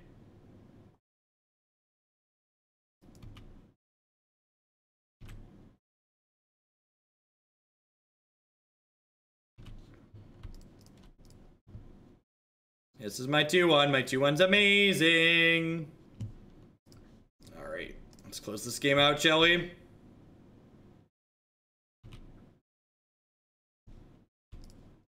And again, this is a great example of why people love this style of deck. Like, we spent a lot of this game actually winning the game, right? Like, the game we lost was quick, and the games we won were long and awesome. We got to spend a lot of time actually winning.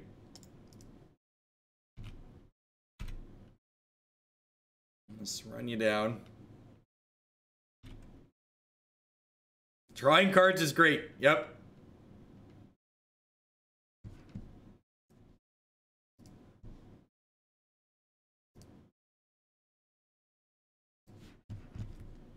God bless us, everyone. All right, well, after some tough losses to both Storm and Hallowed Boys, we ended up running back the 3-2. Thoughts on this specific configuration? Jace ended up being okay at the very end of that last match, but it was kind of medium overall. Honestly, I think if I want another 2-mana piece of card advantage, I would probably turn the Jace into a third Search for Azcanta. The third Search for Azcanta also helps address something that I think is an issue with this deck is, which you don't have enough lands, and Search for Azcanta helps you hit your land drops more consistently. I think I would probably find room for a 25th land, probably like a 4th Flooded Strand. As far as the sideboard goes, I actually really like Counterflux right now. This card seems really great. I think I would fit a second Vendilion Clique in the board. I think these Damping Spheres are probably overkill, especially with all the counterspells that we have. So I think I would probably replace these Damping Spheres with like a Vendilion Clique and then probably like a Nimble Obstructionist or something like that. Another card that can apply pressure in the combo matchups to actually help us end the game. Because I feel like we kind of have a critical mass of disruption. I want ways to actually kill my opponent. All right, what are we doing next? Up next.